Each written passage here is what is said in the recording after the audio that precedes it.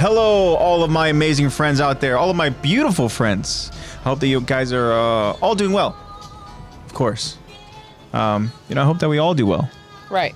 Because if we all do well, that means things are going good. Right? But honestly, guys, I'm just glad to be back. This is Attack the Talk. I'm your host, AJ. No spoiler talk, Jacob. None of that. Yeah. We have joining us here. Spoilers. First is our good pal, Heise, a.k.a. Jacob, a.k.a. I Am Storm. What is up, Jacob? How you doing? How's your week treating you? It is Attack the Talk Tuesday. It is. That's right. We are here. As I said, I'm your host, AJ. Joining me, of course, is my sister, Lexi. And not here with us is our friend, Zach. Zach is living it up over in Hawaii. This is his last day in Hawaii. He's traveling back tomorrow. And that means he will be back soon. Yes. Whenever we stream next. Zach will be back with us. We miss you, Zach. We hope that you are enjoying Hawaii. And he's probably having a blast out there. Definitely. All right, guys. So weather. We finished up last week's episode. That was AttackOnTitan. We finally got the name of that damn Titan. Yeah. Right? And we're getting more information as far as what these Titans are called or what their purposes are. But we're starting a new episode. This episode is called The Other Side of the Sea. This is part 1 of our episode breakdown and discussion. This is season 3, episode 22. Great stuff, guys. Jacob's already saying no spoiler talk. Yes, no spoiler talk. However, when it comes to AOT, we get into some serious spoiler talk. Do. So for anybody that's not familiar with Attack on Titan, well, be prepared to be spoiled because we love it. Jacob says, pretty good, brother. I feel much better now. I don't need anyone right now because I'm enough and I love myself and I feel so great. That's right. Good. Very good, Jacob. Latin Babbler, what Latin is Babbler. Up? I do want to say, shout out to all the dads out there. Last week was Father's Day. I hope that all the fathers had a great day. And I know that Latin Babbler had himself a hell of a Father's Day. I heard he had himself a hell of a dinner with his family. Glad to hear that. Together with us. But Latin Babbler, what is up? Thank you so much for joining us here over on this podcast where we talk about anime. What do you know about anime, huh? What do you know? They ate my damn cake. Yep. And of course, we got the beautiful zebra cakes here. Yeah. Zebra cakes. Welcome. And Jacob, I want to go ahead and turn my attention to you real quick, my friend, because Jacob, that is so beautiful that you, that's what it's about. I know that you're going through a tricky situation with your ex who was over in Romania. We don't have to get into any details. All I know is that I'm glad that you are taking that step forward. And you are enough, my friend. You know that we love you here over in the pod, and we appreciate you and your support. Honestly, I mean, you have become one of the most loyal friends that we have, and I'm so thankful for you. And that's a great mindset to have. But hey, guys, we're here to have fun, right? Let's have some fun. So I do want to say, guys, in honor, of Zach not being here. Lexi, go ahead and hit me with it. AJ. Mm-hmm. How are you feeling? Oh, you guys know how I'm feeling. Let's hear it in chat. I'm feeling fired up. That was good. That was for you, Zach. Sharp up was good. Let's get some fired up in chat. Yeah. In honor of Zach, we were feeling fired up. You guys know the drill. We'll be go ahead and doing some Q&A and some recap. We have a Q&A this week, right? Yes, we do. Yeah, hell yeah. Yo, Josh, what's up? We are live. Hi, Josh is another brilliant-minded friend that we have here. And yes, that's right, Jacob fired up. All right, guys. So, I want to ask Lex, how are you feeling? Feeling pretty good. I'm not going to say fired up, but I'm feeling pretty good. Pretty good. Yeah. Yeah. Should we go on to what I've been doing? Yeah, just let us know what you've been doing. How was your weekend? Working and spending time with the Asian freak because he did officially go back home today. Yeah. But it's okay. We'll see him next month for Disney. Yeah, we'll see him next month. But yeah, so I've been kind of helping him move out and everything. And gosh, moving out of an apartment is such hard work, man. It's a lot different than a dorm. Moving in general is a pain in the ass, but hey, I mean, we all have to deal with it at some point in our lives. I mean, that's just kind of what it is. But hopefully for the Asian freak, he gets to go ahead and, move accordingly. And guess what? Enjoy his time out over in the Philippines. Mm-hmm. I do have to say, Luca, he surprised me when it came to bowling. Yeah, we had a lot of fun. Luka had himself a hell of a first game. He looked, he looked like he was definitely that kind of, as some would call him, the silent but deadly. That was funny. That was very funny. I thought that silent but deadly. That's like a perfect description. And then you had to go ahead and fuck up his flow. Yeah. Not cool. I don't know what happened. Luka was doing his thing, and all of a sudden you took him somewhere. I don't know where. Next thing you know, he came back and he was a completely different person. We went to the vending machines. Yeah. What'd you do? I don't freaking Space Jam him or something or what? I don't know. We just took him to the vending. Did you go out there and get in his face? Be like, hey, you're embarrassing me right now. You know what? You know what it was? He probably got in his head because I asked him, oh, hey, I really want that almond Hershey's. And he typed in the wrong number and it was a regular Hershey's. So you got him all jittery a little bit. And I was like, oh, it's okay. I'll still eat it. Isn't that beautiful? The best place to go ahead and fall in love, of course, is the vending machines over in the bowling alley. Yeah, that's definitely the best I was spot. like, oh, it's okay. I'll still eat the one with who falls in love in a freaking bowling alley? Yeah, isn't that so weird? Right? I mean, isn't that crazy?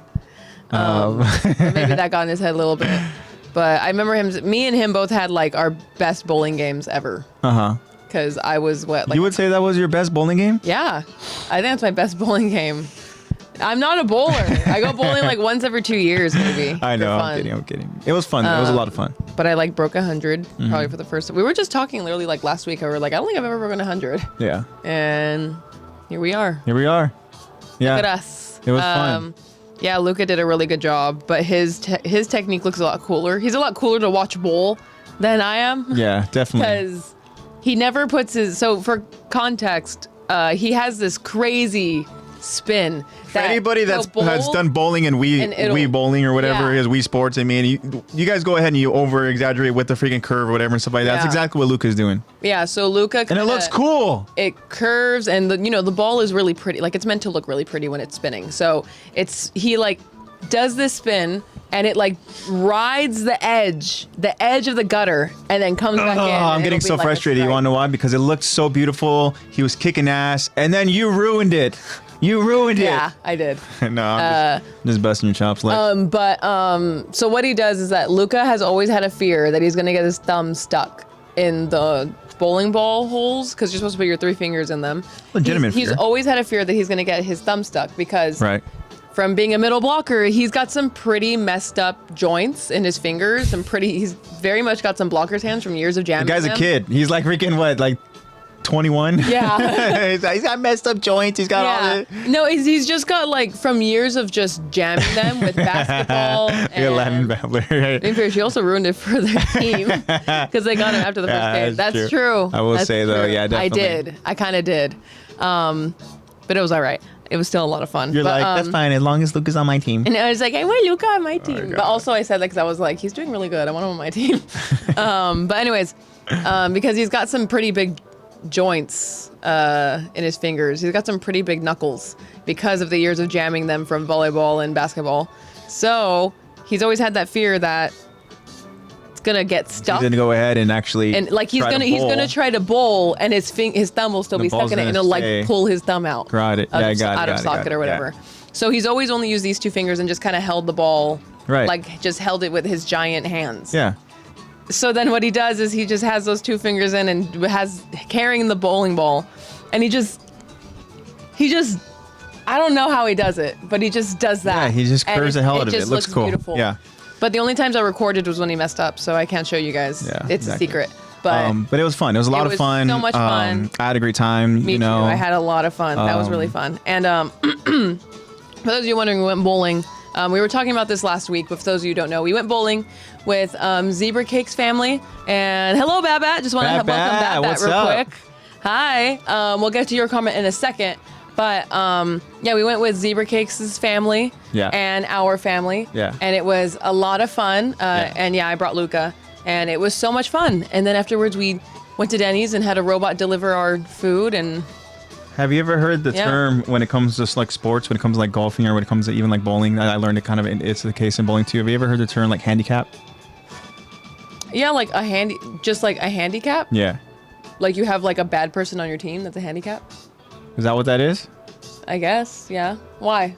Why do you ask? Oh, I was going to bring it up because Latin Babbler used handicap to, I guess you would say that its truest form by dropping a bowling ball on his foot.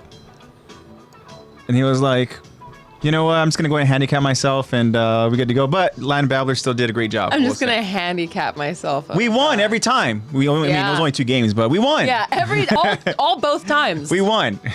But even Dad got going over in that second game. Yeah, Dad. You see, Dad even got a little. He had like a turkey action. He got a turkey.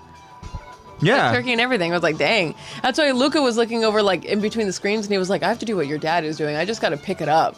Because he was like, maybe I'm just starting really bad, but no. It was just beginner's luck because Luca had bold. Flat foot. Yeah. Because Luca was actually telling me, he was like, saying, I was like, when's the last time you bowled? He was like, when we went bowling. And I was like, me and you have gone bowling? And he was like, yes, we've gone bowling. What, you and Luca? Yeah. Really? I was like, when did we go bowling? And he was like, went for Milo's mom's birthday. And I was like, that was over 2 years ago. Damn, that's a name I haven't heard in a while. I know. Milo. And I was like, that's the last time you've been bowling? He was like, yeah. I was like, your hair was totally different then. Yeah. He didn't have those fat knuckles yet. No, he's had those fat knuckles since basketball. He played basketball? Yes. What? Damn. You're being so weird right now. I would have hooped him up. Right. Crazy, huh? Anyways. Bat. Yeah, I had a great Father's Day. Got a Star Wars t-shirt, says Mos Eisley Cantina, live music, no droids, and where our friends don't like you and we don't like you either. Beautiful. I love that. Bat. You a big Star Wars fan? I didn't know that. I don't think I know that about you. Or maybe we've talked about Star Wars before over on the podcast, of course, but I don't know if I remember if you're a big Star Wars fan. But I mean, you watch Star Wars stuff? No, you haven't watched Star Wars movies, huh? Only the. I've only seen the first 2 trilogies. The first 2 trilogies, so the trilogies that matter. Yeah, the trilogies that matter. We're not looking at the other trilogy. I watched the other trilogy. Or no, I've only seen the first trilogy, I think. Oh, okay. Yeah. So you haven't seen 1, 2, or 3. You've only seen 4, 5, and 6. Yes. Oh, okay. I'm pretty sure that's all. Well, some would say. I think most would say it's probably the best trilogy. Yeah. Well, because I had never seen Star Wars. Episode 3 is badass, though. I will say. Was like, let's watch Revenge of the Sith. Watch. I mean, you get to go ahead and see freaking Obi-Wan and Anakin do their thing over in what's it called? Mustafar? Oh, man. Beautiful. Yeah, Bat says, Jacob and I watch Star Wars and all watch Star Wars and are huge fans. That's awesome. Hell yeah. Love that. I wish I would say I'm a big Star Wars fan, but I mean, I've seen the movies and stuff, but I guess maybe I watched like The Mandalorian and all that. That's all part of the same universe. I mean, obviously we had that freaking poll question where I know who's winning, Mandalorian or Master Chief? Right. And I guess I'm not that much of a Star Wars fan because I thought Mandalorian was gonna get fucking clapped by by Master Chief. Well, that doesn't make you not a fan. If anything, that makes if you're a fan, you stick by Star Wars. Well, if anything, that means you stick by it. You know it more. If you know Mando enough to know that he's gonna get clapped. I don't know about that, but one thing you mentioned about Dad doing better because I think even Bree, I think he told Bree, he's like, you want to know why I'm doing better? It's because I stopped caring. Yeah. And Dad goes, no, seriously. He goes, I was trying so hard that I was just screwing myself up in the moment. He just kind of decided I'm just going to go up there and just bowl. Maybe that's what happened to Luca. Like, maybe Luca didn't care at all. And then now there was an expectation and then he started trying and then he started doing bad. So just don't try. Yeah. I mean, don't care. Try, but don't care. Don't care too much about it. The best trilogy is the one you grew up with. Mine is the original trilogy. I actually Jacob really is the like prequels. That. Yeah, the one that you grew up with. That's kind of the same way people think about like their Spider-Man. Yeah, but what if all these younglings here grew up with that trash freaking trilogy that we just got? They're going to say... That's mine. They're going to say, that trilogy's the best trilogy ever. I love Kylo Ren. And then you just... I don't know. What do? Pick up the kid and just... get them out of the way? I don't know. Why do the kids sound kind of like SpongeBob? Because that's something SpongeBob would say. Because that's the kid. SpongeBob would be like, I think the best trilogy is definitely the one with Rey. And then that's when you're like, fuck out of here, SpongeBob. You're like, SpongeBob, you don't have good taste. That'll be their favorite, probably. Yeah. Yeah, probably. Unless they're just into The Mandalorian. I mean, and also too, I mean, I haven't seen them. Maybe you have Bat, but I haven't seen any of the like the cartoon ones. They said that they're really good. What is it? Clone Wars? No, what? Fuck, I'm blanking on it. But they're all available, I think, on Netflix. I think. Maybe not. I don't know. Like I said, I'm not much of a Star Wars fan. Hey. But I heard they're really good. All right. Beautiful. Well, I'm glad that everybody's doing well. Yeah. Do you want to continue to elaborate over any weekend, Lex, or you all good? Want to talk about what we did for Father's Day? Yeah, I was gonna say that. Shout out to Dad, by the way. I know. Shout out to all the dads out there and all the. No, shout out to our dad. Yeah, shout out to our dad. Only our dad. Everything's on Disney Plus now. Yeah, that's right. Forgot Disney literally owns like everything. Star Wars. Anyways, we had for Father's Day, lots of fun actually. I unfortunately had work. But, lots of fun. I worked. Yeah, but it was a good day at work though. It was a good day. I had some fun, polite clients. Anyways, you had fun stretching people out. Right. Shout out to AJ thanks, and Lex's dad. Oh, thank you. I know my dad's gonna appreciate that. My dad actually watches the podcast. Yeah. Well, he watches it when it gets published, but yeah. Bad. My dad will. But he sees all of this. He does. He sees it all. Yeah. Anyways, yeah, and he leaves us his he gives us he gives us a little review after. Like, I don't know. I just don't believe you're Aaron. And he's like, you know what? Your Grisha's pretty good, but I don't know. I feel like there could be more emotion. Yeah, he's our voice director, basically. And, he's our vibe director. Right. He's right. I could put more emotion into it. Or he'll, talk about the funny moments. And you're like, yeah, you guys are doing really good. And then you start talking about like how Sasha's a freak in bed or something. And I'm like, yeah, we spiraled. Sorry. Well, that's usually whenever Zach's here. Zach's always the one that brings up that shit. Are we talking right. Right? Yeah, that's Zach. Shame on you, Zach. Yeah, right. Shame on we you. can blame him because he's not probably here. perving out over in Hawaii as we speak. And he can't defend himself. Out there on the beach, just probably looking around and just like, God. so many Sashas. I'm real fired up right now. Oh God. Me and my friends still argue about Aaron. Of course you do, Jacob. Of course. You are a Jaegerist. I'm guessing your friend's the one who's probably on the right side of the equation. But hey, the correct we love side. you still, Jacob. We love you. It's just you gotta stay true to your Jaegerism. Right. Your Jaegerism. And we love you for it. That's what it is. It's all about loyalty, your loyalty right? is commendable, my friend. It is. Yeah, exactly. We don't support genocide around here, honestly. Yeah, not really. Not really my Jacob's thing. like, well, let me hear me out here. Hear me out. I know he's like, wait a second. Have you tried thinking about it from Aaron's perspective? Yes, we do. But yeah, getting back to Father's Day. Oh yeah, shout out to Dad. Yeah, shout out to Dad again. Once again, shout out to Dad. He's gonna be like, all right, get on with the story. This was us after Denny's. Yeah, this is We were like, hey, after Denny's. We saw this video over. There was this video, and wait, what are the chinchillas doing? That was me. I was talking on. Well, my chinchilla was being really funny. I was trying to tell a story. so yeah, I saw this video, and I'm like, oh yeah, that makes me think. I'm like literally interrupting you and stuff. Yeah, and you're like, that made me think of this one time we did it, and I'm like, oh my God, yeah, we did do that. Do you remember when we did that? Or do you remember when, like, this makes me think of this one thing that happened. It was so funny, and then it's just a bunch of stories, and it's like storyception that's going on. Definitely. Yeah, so we're doing that again right now, and I'm saying Aaron is burning deeply in hell right now. Yeah, we're currently. That's what the podcast is. It's just storyception. And is it all Aaron's? If you look away, is it past Aaron, future Aaron? Is it Aaron Kruger? Are all Aarons just burning in hell right now? That's another question for Isayama. Are they all? Oh, can't wait to go and hear you guys' response. Yeah, your guys' questions are good. But anyways, go ahead, continue. I feel like this is we have one of those podcasts where, unfortunately, if you stop listening for if you look away, with it. If you look away to do dishes, and then you come back, you're like, what the hell are they talking about now? With it. or I'm on the same story. Like now. The Spotify AI who's going to be freaking giving us the chapters going to be like. Father's Day Part 1. Father's Day again. Shout out to Dad. Sasha Shout out to Dad. Yeah, shout out to Dad. Anyways, Father's Day. After work, went home, came here because I was spending the week at Luca's. We had some really good food. Get on with it. I can't when you're distracting me. I'm easily distractible. Squirrel. I know, except it's my chinchillas. Oh my God. We had some really good food. Short ribs, carne asada. The carne asada was so good. Who was grilling? It was. I know. Who was that? Who was grilling? Oh. Shout out to Dad. Who was grilling here? Yeah, hell it was AJ. It was AJ, right the grill master. It was really good. And then Mom's rice is always so good. Yeah. Yeah. And then we played some games. It was a lot of fun.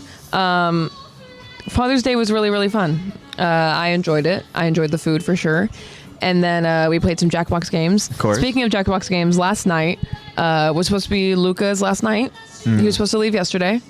But packing it's not just the packing that you have to do when you're moving out. It's also cleaning so you can get your deposit back, or you don't have to pay a cleaning fee. Yeah. And the cleaning takes way longer than everything else, of course, because all the other stuff, it's like, hey, donate trash, put in my car. But the actual cleaning takes forever. So instead, last night, since Luca hadn't been ready to hadn't been ready to leave yet, a couple of friends came over because they were like, "Oh, it's Luca's last night. Let's go hang out." So a couple of his teammates and friends came over, and it was really funny because it was a living room with no furniture, and we were all trying to hang out. So Willie, Luca's roommate, Willie Tiber. Yes. Yeah, Willie Tiber texts our friends and saying, "Hey, you might want to bring your own chair." So one of our friends actually pulls up with 2 lawn chairs, and Beautiful. But anyways, other than that, we had like, whatever chairs in the room. We pulled a futon out of the bedroom. There was like an ottoman someone could sit in. There was a stool. So it just looked really weird. It was just a really weird looking living room with like 7 different kind of chairs. Yeah. And then us all sitting in them. And then we had to pull out what was in Luca's room. We had to pull out like this TV stand, bring out the TV, bring out the Xbox, like kind of just move everything into the living room, adjust. And we played Jackbox games with our friends last night. Oh, I was gonna say how we got to this story. No, yeah, that's why Jackbox. Jackbox. That's how it related. And you played a new Jackbox games, you said, or no? No, I didn't have my Switch on me, so we couldn't play those ones. But Luca does have. I am. He has the one that you have. I'm the god of the wheel, though. Right, you are. You actually are. You always do. Also, I do want to go ahead and quickly, real quick, if Latin Babbler's still here, Latin Babbler's probably so confused. We're out here in chat talking about genocide and talking about, this is just the in norm hell and all that and stuff, So yeah, Jacob is a hardcore Jaegerist and an Aaron apologist, so that's why. Josh, you got to go ahead and tell Jacob. Let Jacob understand. Jacob just doesn't get it yet. He will. Once we get towards the culmination and we talk about in depth and in detail about I'm not lost, I swear. He's like, this actually makes perfect sense. I get it. But yeah, Jacob, you're going to understand. Once you really go ahead and boil down to the details of what Aaron is doing, you're going to realize, you're going to open your eyes and be like, holy shit, I've been so blind and loyal to this guy. Right. And you were the one that was brainwashed. Dada? Yeah, so he has the same. Okay, Jacob, you'll get there. He has the same pack that you have. So we played the murder trivia. That's the best one. Yeah, and that's the best Jackbox game. One of our friends' girlfriends, she was demolishing.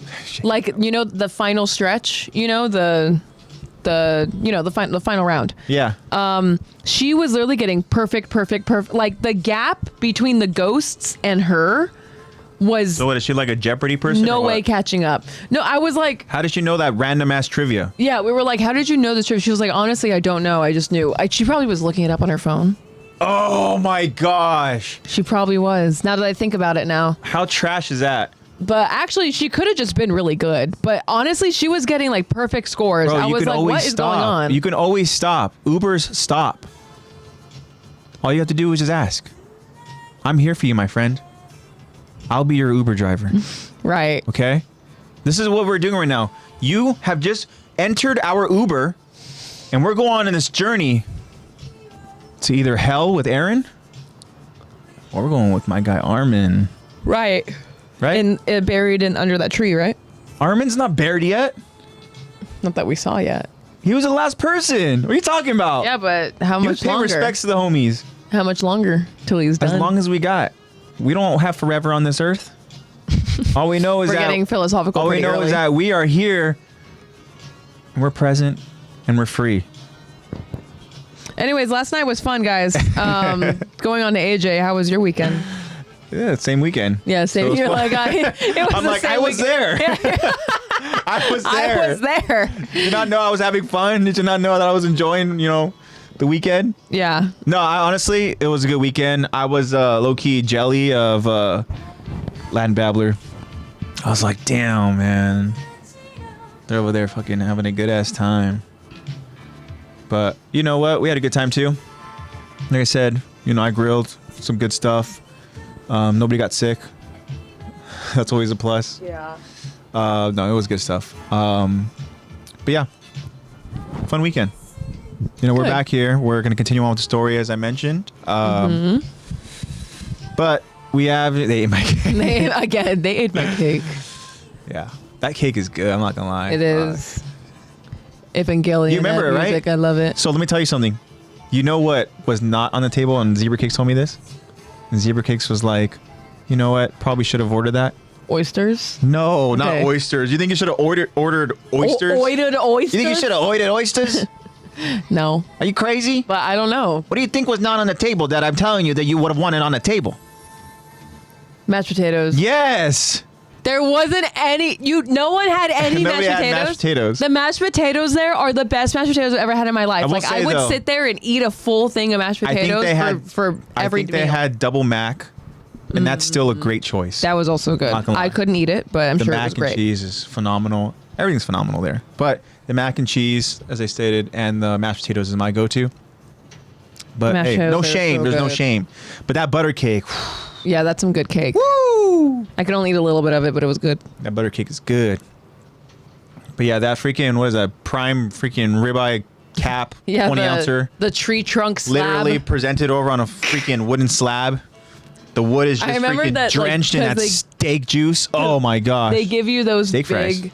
They give you like that big old knife for it, and you just want to Yeah. put it in the slab. Oh my but you're like, God, I don't want to so ruin good. their plates. I can tell you one thing for sure. Zebra Cakes did not get that freaking peppered steak. Yeah. Last time, I mean, kinda takes Zebra over the Cakes went flavoring. over for little Valentine's dinner. And they're like, oh, yeah, then, you know, we have this kind of seasoning that we do. And they presented it in a way where I was like, oh, okay, that sounds interesting. Let's try it. Innocent regrets. It's like, it just Yeah. took away from just Yeah, it just kinda overpowered amazing all the other natural flavors. just juices and flavor from the steak. I see that. I get that. You get it. I get it. Everybody gets it. I mean, come on. But steak fries, interesting. Is that questionable? Maybe. Jacobs ordered a steak there. I was at the table. Yeah, I was there too. You were there with Latin Babbler? You were Pretty with cool. Latin Babbler And Zebra Cakes? and Zebra Cakes. Hell yeah. What'd you order? Very Steak good. fries? Beautiful. All right. But yeah, glad to hear everybody's doing well, like I said. And Lexi, we got a Q&A to go ahead and talk about, right? Yes, we do. I'm so excited. All right. I'm excited too. This is Jacobs says, yeah. He's like, yeah. Yeah. What's the one thing that you would order for the table? I was just thinking for me. For the table. No, for the table. Oysters. Yeah. No. So you can just look at everybody and just go like, Ew. Ew. No. For Zebra the Cakes has table. more bread. Yes, everyone loves bread. Yeah. That's a pretty safe choice. I'll agree. However, with you. sometimes you can overdo with the bread. Sometimes you can get too full on the bread because the bread's really good. They're bougie. They're bougie buns. But sometimes it's like, that could be like a big mistake. And next thing you know, by the time your food shows up, you're like, fuck, I filled up on the bread. That's why I'm not really an appetizer kind of person. I don't care. I don't care. Cool. Beautiful. If it's good bread, it's good bread. Beautiful. Yeah, that's why I'm not usually an appetizer kind of person, unless it's spinach and artichoke dip from Applebee's. That's what I thought you were going to say. Because then it's... But you're like, but that's for the table. I mean, really, when I order that, it's just for me. Yeah, that's really just for me. No, Luca has some too, because it is also made with dairy. I heard it gives Luca the shits. No, it doesn't actually. I heard he just gets all Who told you? fucking Who told you that? just all fucking bloated, and you thought his knuckles were big. Next thing you know, he's fucking like, oh my god, No, and then he's gone, and The only thing that... then he sucks at is- bowling once he leaves. Yeah, that's right. Texas Roadhouse. I was gonna say butter something, and but then I bread. realized... Hell yeah. I was gonna say something, but then I realized how dirty it sounded, and I didn't mean for it to sound dirty at all. So I just stopped myself Say it from with talking. your chest. Say it. I was gonna say, because you were like, if you thought his knuckles were big, look at his stomach, and I was gonna say, well, the one thing that's actually not big That's on not Luca big on him. Oh, is his stomach. Wow. Luca That's has some shade right there. flattest, Damn. most beautiful, sculpted stomach I've ever seen in my life, and God. he could eat absolute garbage. I have Because he's a seen young him. athlete right now. Just I have give him. seen watch. him eat garbage. I'm telling you this food, right now. and he still has abs. You go ahead. Let's give him. I want to give him maybe 7 years. Okay, 7 In years. 7 years. You're gonna start seeing him He'll be transform in a 28. way. You're gonna be like, whoa. I don't remember you having another chin. There's a It's like, yo, what's up? What are those things on the side of your abs? I know. Wait, are those love handles? I know. Are those? Do you have some? You're looking a little wider these days. You're like, baby, are those cankles? Why are you getting boobies? I know, babe. Why do you have boobs? It happens to the best of us. And why do I kind of like it? Exactly. There you go. But yeah, he eats. He eats like garbage, kind of. He's getting better at it though. You're tripping, Luca. Forever skinny syndrome. No, I guarantee he does because I even told him about like the whole. Is it in his jeans? When Fat Albert. Yeah, you're looking like Fat Albert right now. Can you give us a Fat Albert? Me? Yeah. I'm not the voice actor. That's you. Can you give us a Fat Albert? I'm able to. Do it. I'm just thinking about the movie. Do it. Hey, hey, hey. Yeah. Oh, which one is it? Nope. Not that one. That was for me, guys. Right. Continue. Anyways, yeah, I can see him being skinny till he dies. No, I've actually told him about like. So there's actually scientifically proven evidence that when the wife is pregnant, the husband gains weight. Not you're thinking it's because she's constantly eating, so he's eating too. That's not why. Well, that's a reason why, but that's not that's not the interesting thing I'm talking about. The interesting thing I'm talking about is that Is this a logical Lex segment? it is. This is a logical Lex section. This is indeed logical Lex. Yeah. Yes, thank you for my intro. It's because the father's hormones start to match hers because of, there's something about natural instinct, whatever. They're making we're pregnant too, I guess. Jacob's like, I'm pregnant and I love myself. I know, and I love myself and I'm pregnant. Okay, Jacob, we love you too. Yeah, so boy or girl? Supposedly it's scientifically proven that the husband starts to gain weight. I forgot the reasoning why, but it's something about the hormonal side of it starts to balance with the wife. Hormonal? Yeah, hormonal. I didn't say oysters. Okay? the hormonal. Boy or girl, Jaegerist. No, hell no. He's raising a little genocidal maniac. But yeah, the husband apparently gains weight, and especially in their stomach when they start becoming fathers. And I told Luca about this, and I was like, yeah, so, enjoy your abs while you can. And he was like, no, that's not happening to me. I was like, it's science. It's gonna happen. He was like, no, I'm not letting that happen. Luca swears he will never let himself have a beer belly, a big belly, a dad bod. That's Luca swears he'll never. Or just a belly? Yeah, just a belly. So he's not gonna go ahead and have a belly. No, that's Luca. Luca swears that's not gonna happen.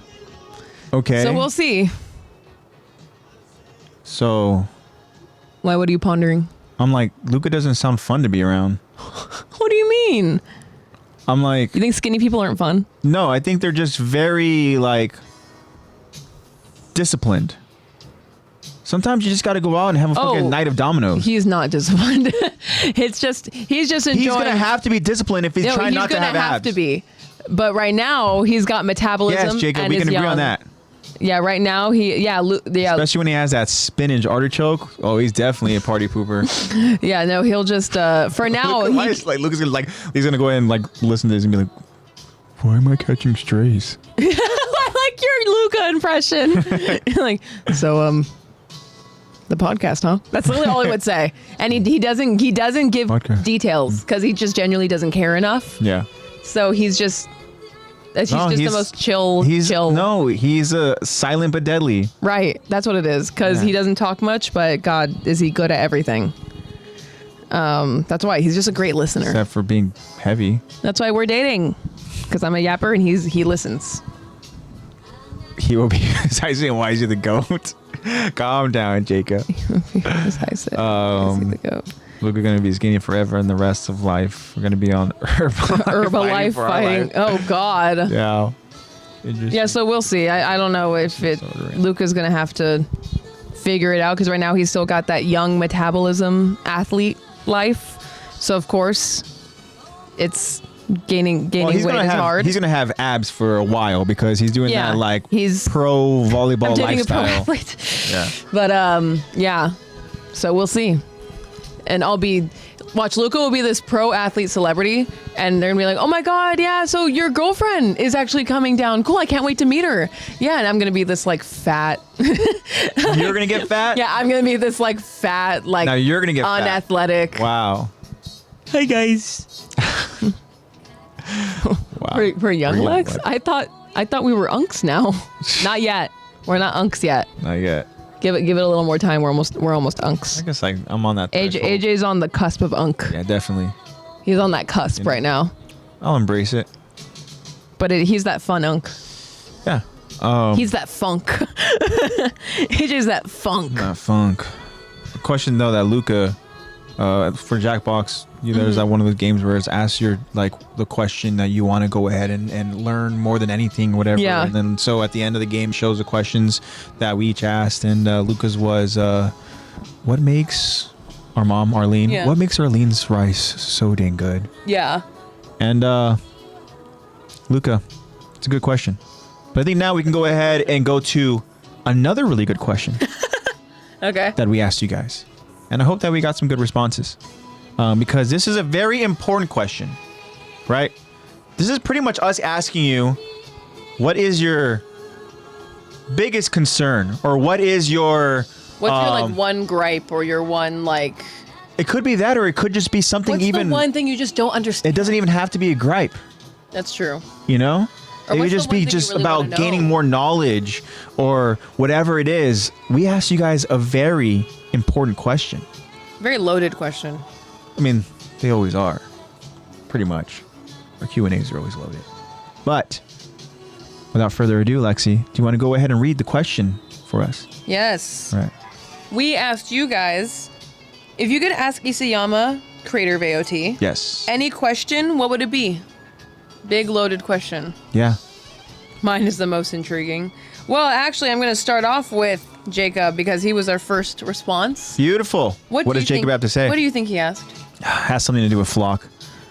He asked, why did he kill off Flock? Oh my gosh, Jacob, you would waste Isayama's time with that question? Are you kidding me? Isayama would be like, really? You waited in line for...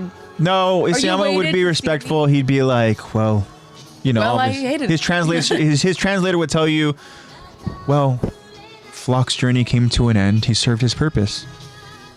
And then Jacob would be here like, no, he didn't. He was a great Jaegerist. He'd be like, he deserves to go ahead and see it through to the end. And I mean, there's an argument to be made there. I mean, again, Flock was very loyal. Flock did a lot of fucked up shit. He did. For the cause of being a Jaegerist, for the cause of Eren Jaeger. And I mean, I gotta say, his like literally undying loyalty, why doesn't he deserve to go ahead and see how things play out? That's true. But a lot of people didn't. You could ask the question with that same reasoning for a lot of people. I know, but there's a lot of those people that don't go ahead and do the... Yeah, don't actually go in and... Do the difficult things. Yeah. You know? Put your life on the line for what you believe in. I mean, Flock did that multiple times. Yeah. And I don't even know why I'm speaking on Flock's behalf, but I'm just saying, on the whole kind of train of thought of, Flock did some crazy shit, and it would have been nice for him to have maybe even seen from Eren. I mean, obviously Eren didn't go ahead and talk to him because, Eren was using him. But it would have been nice for Flock to go ahead and see really what would have happened. And then guess what? Flock would have opened his eyes and been like, oh my gosh, I'm such a fool. Yeah. I'm literally a fool. Like I'm a fucking puppet. And Eren had his freaking hand all up my ass and just kind of like, Flock, do this. Flock, do this. Flock, I want you to do this. So that's what Isayama would tell you. There you go. There's your answer. Beautiful. There's your answer. Very good. But no, seriously, Jacob, thank you so much for the response. Appreciate it. But what's your real question? No, that's not your real question. I know that's not your real question, Jacob. I know that you have a bigger thing that you want to go ahead and learn that has nothing to do with Flock. So we'll wait. All right, Lex. Okay, now moving on to our next friend of the show who asked the question, Bobby7. Yeah. Bobby7. Excited for Bobby's. Now, we're moving on to some pretty heavy Some pretty deep thinking, heavy questions. Good. This is what I have been waiting for. Yes. Thank you, Bobby. Fucking love you, Bobby. Have some pretty deep. He has two. Okay. Pretty good questions. Yes. That I know we can talk about for a long time. We can talk about for a while. Okay, going off of. That's a better question though, Jacob. Why did Eren have to die? Yeah, that's a really good one. Because honestly, I mean, yeah, Eren would have been absolutely hated, but he could have still lived out a life in, with refuge with his friends. Mikasa would have literally gone into hiding with him. Yeah, for sure. And they would have been able to go ahead and live out their life, just the two of them. Because talk about like seeing your work to the end. Like he literally made like this whole timeline. Yeah. And he would get to see how it turned out, especially for him, I honestly don't think Eren had to die in order for the culmination of everything that happened. I don't want to get too far ahead of ourselves because of course we have to go ahead and talk about that eventually.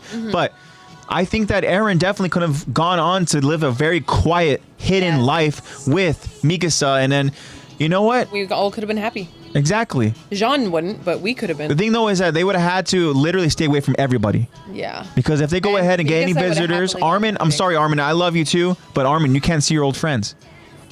Yeah, it would be a. No, they have to be together. Yeah. So it would be sorry, Armin. Because Armin has to Sorry, Armin Sean. cannot know, because if people know that Armin knows, then they're gonna go ahead and come after Armin. Yeah, and they're gonna. The thing is, he's gonna become so hated that anybody who knows anything is gonna become a target. Yeah. That's the reality of everything, right? So that's why Eren needs to make sure that nobody knows him and Mikasa are literally as safe as possible. And I don't know where that would be.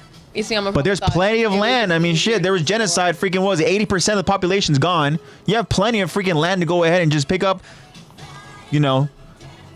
claim, and then start creating your own life. Yeah. But now I'm excited. For Bobby's. Especially when you said we can go ahead and just really just spiral. We can really talk about this for a while. Oh, I love spiraling. There's two questions. Yes. I'll just read both so that we have a good idea, so that you know what they are. Yeah. And then we'll do one at a time. So question one that Bobby asked was, if you could add any aspect to the world, what would it be? Oh my God, that's such a difficult. And then his second question was, could you delve deeper into Titan mythology? Damn. Bobby, you're too good at this. So the thing is, though, with Titan mythology is we get information, but there's still so much unknown.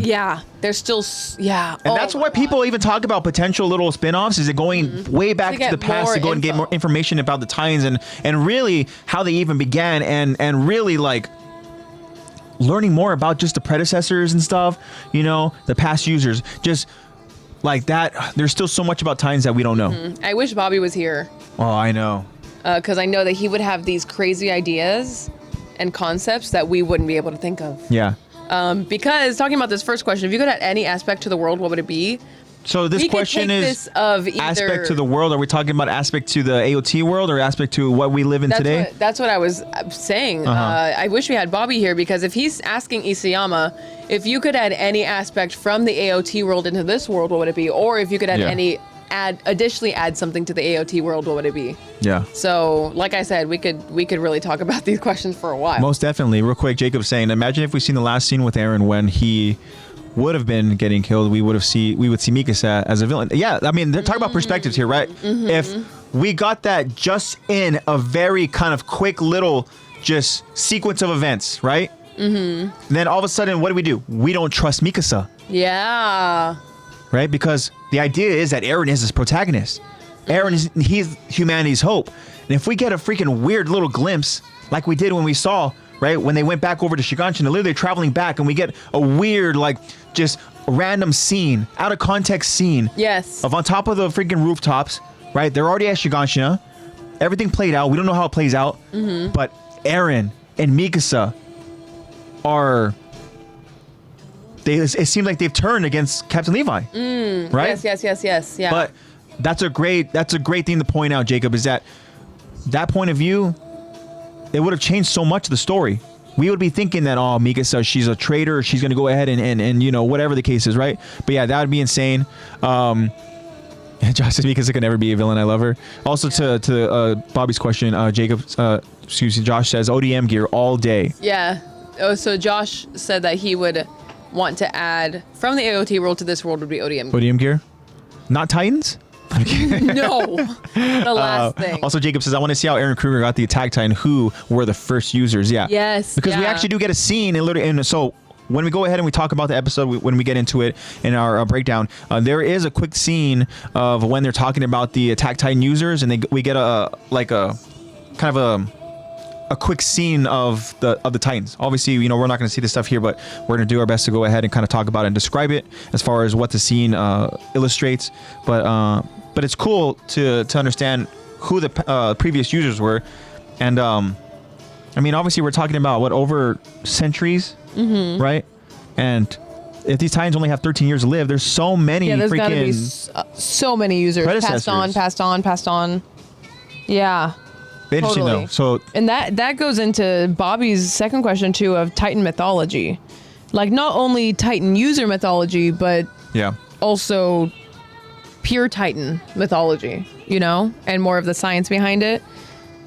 Josh says, I think all the Attack Titans were spies, and was really never used to. And was never used. And that's why Marley and all them barely know anything about it. Frida didn't even know about the Attack Titans, and she was the royal founding Titan. So this is such an interesting idea Josh. here. Okay, so I like that, Josh. It's the Attack Titans are all connected, and we understand how they're connected, and it's because essentially everything zeroes back to Eren, right? So what if Eren purposely wanted this specific Titan to lay low?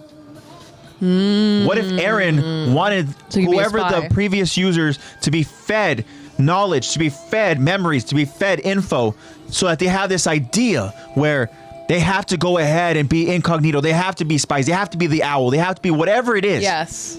So that they can ultimately get to where we just talked about, Grisha and Kruger on that wall.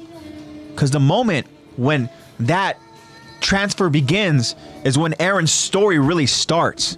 So in order for us to get to that point, there has to be so much just building, so much just happening. And I love thinking about stuff like this. I love thinking about where we know the story goes and thinking about how we got there. Yeah.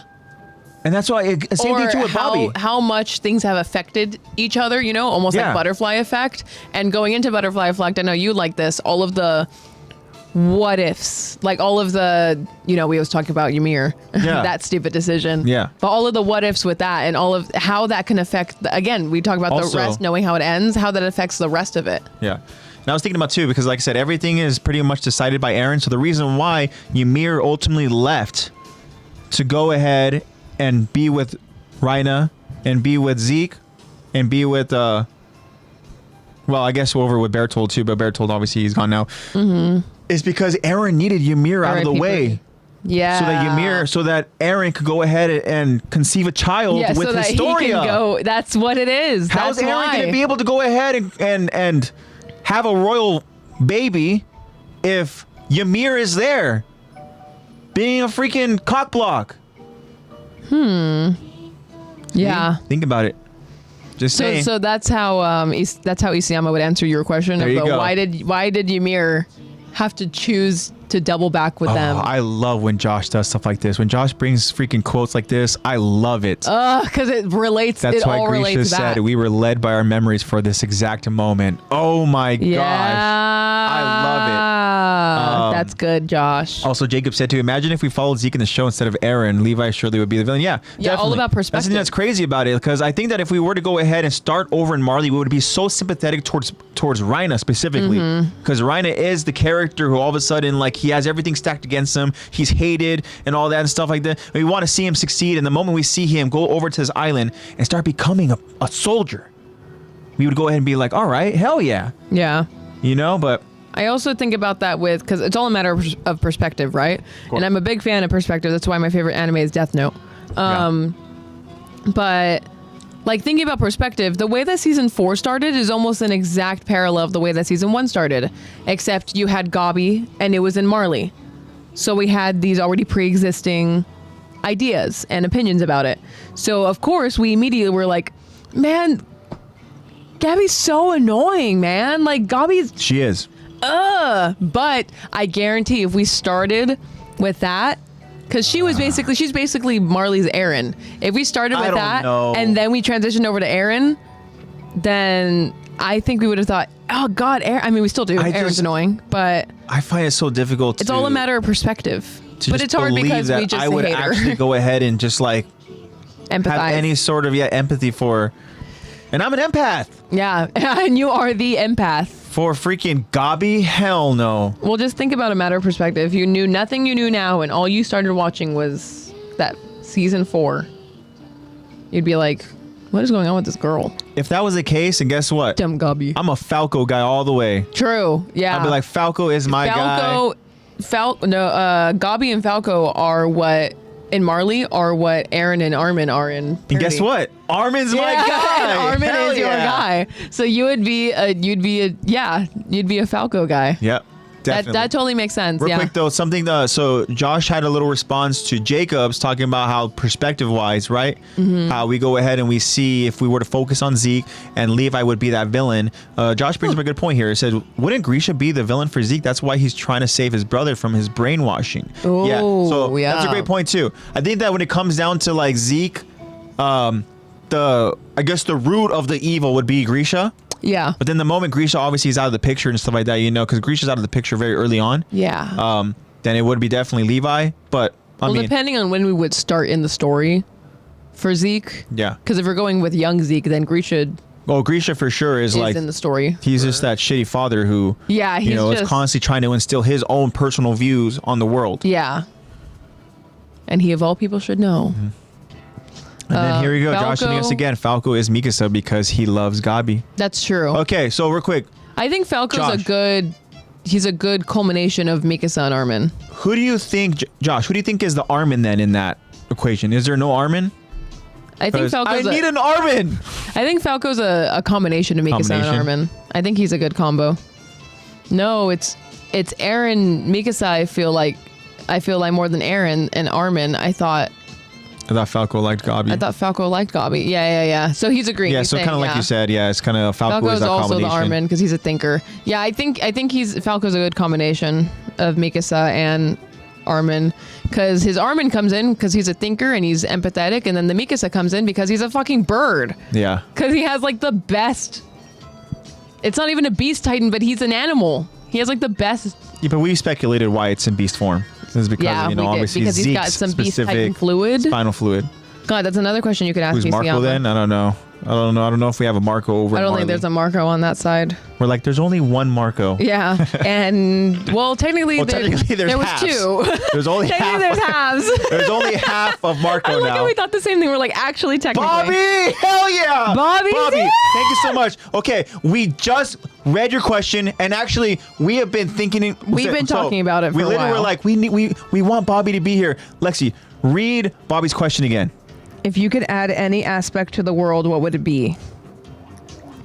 And delve deeper into Titan mythology. Oh my gosh. Bobby! See, this is what I was hoping for, Bobby.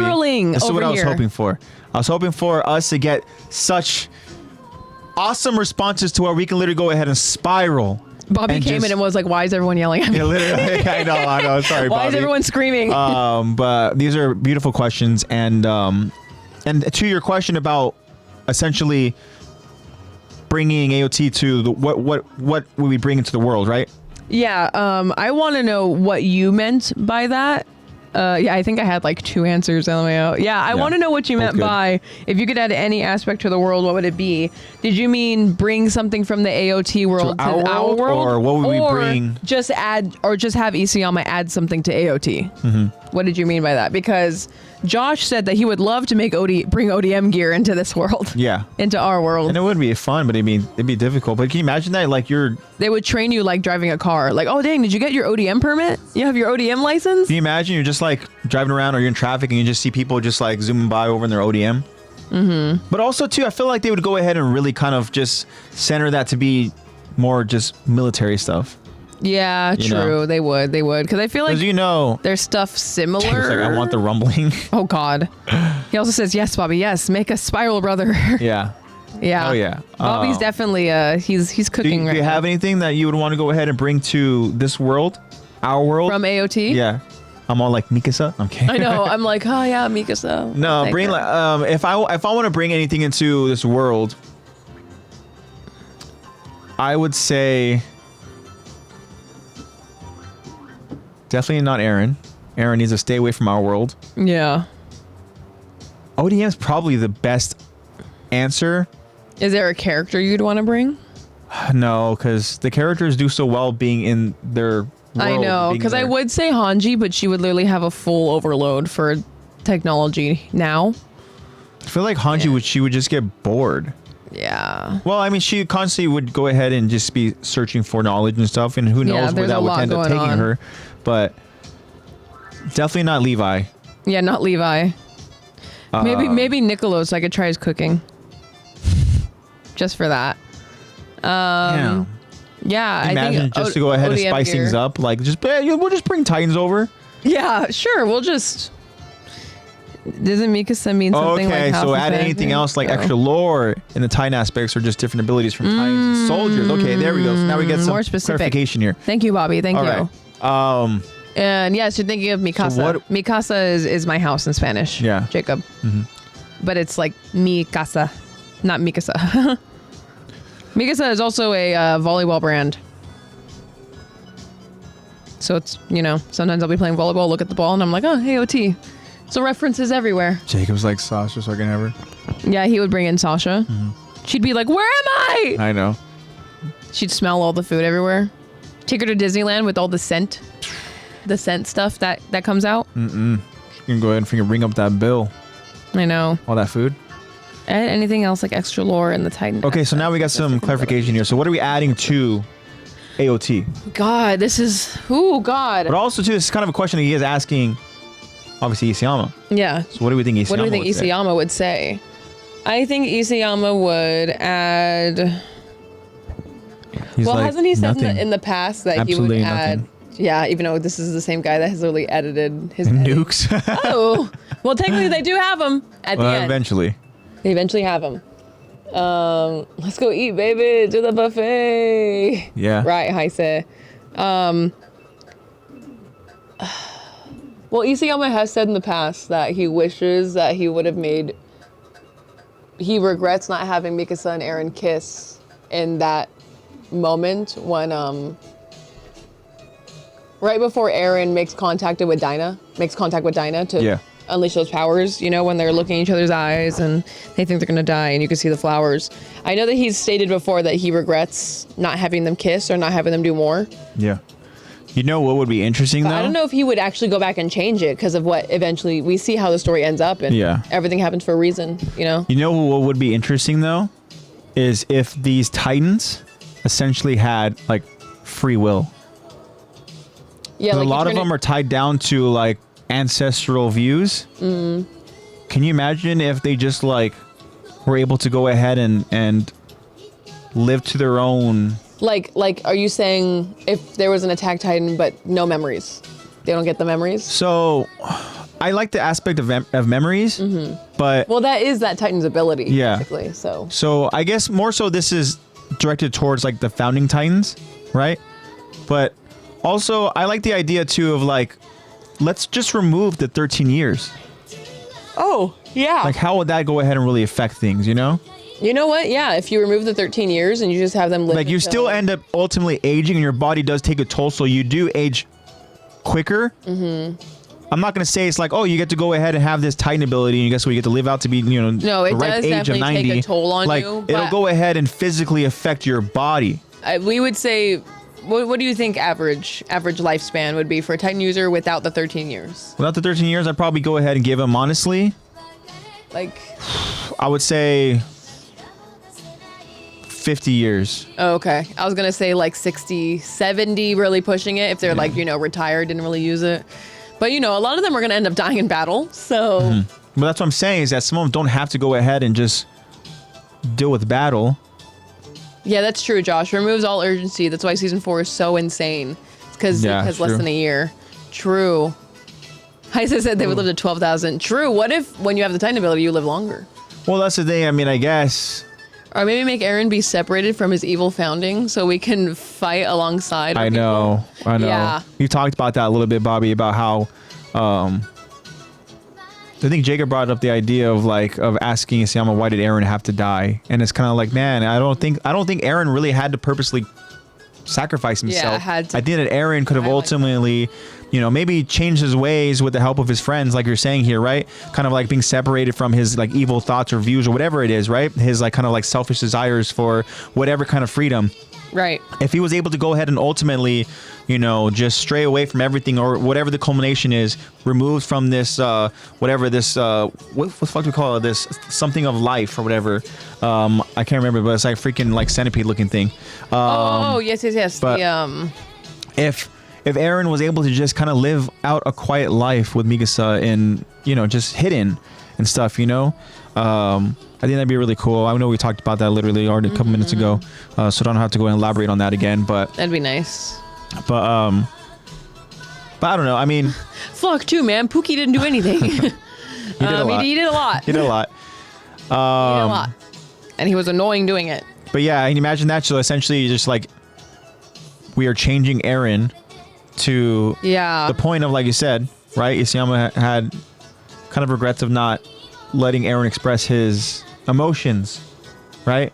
At least towards, Mikasa. And if that would have happened, that means that maybe kind of, also goes hand in hand with Bobby's kind of with his response here in separating Eren from his evil ways. So maybe then Eren he ultimately, cares much more about his friends, especially because he cares a lot more about Mikasa now, which means he stays by her side, never goes to Marley, never has those kind of selfish desires. Now instead he thinks about her and thinks about protecting his friends in a better way. Yeah. Not a genocide kind of way. Not in a genocidal way would be nice. Yeah. For sure. Yeah, I see what you're saying. That'd be really cool. That would be cool. Flock versus everyone went so damn hard. I will say Flock was a freaking roach. He just wasn't going away. That's true. He was like really hard to kill. Yeah. I'll give him that.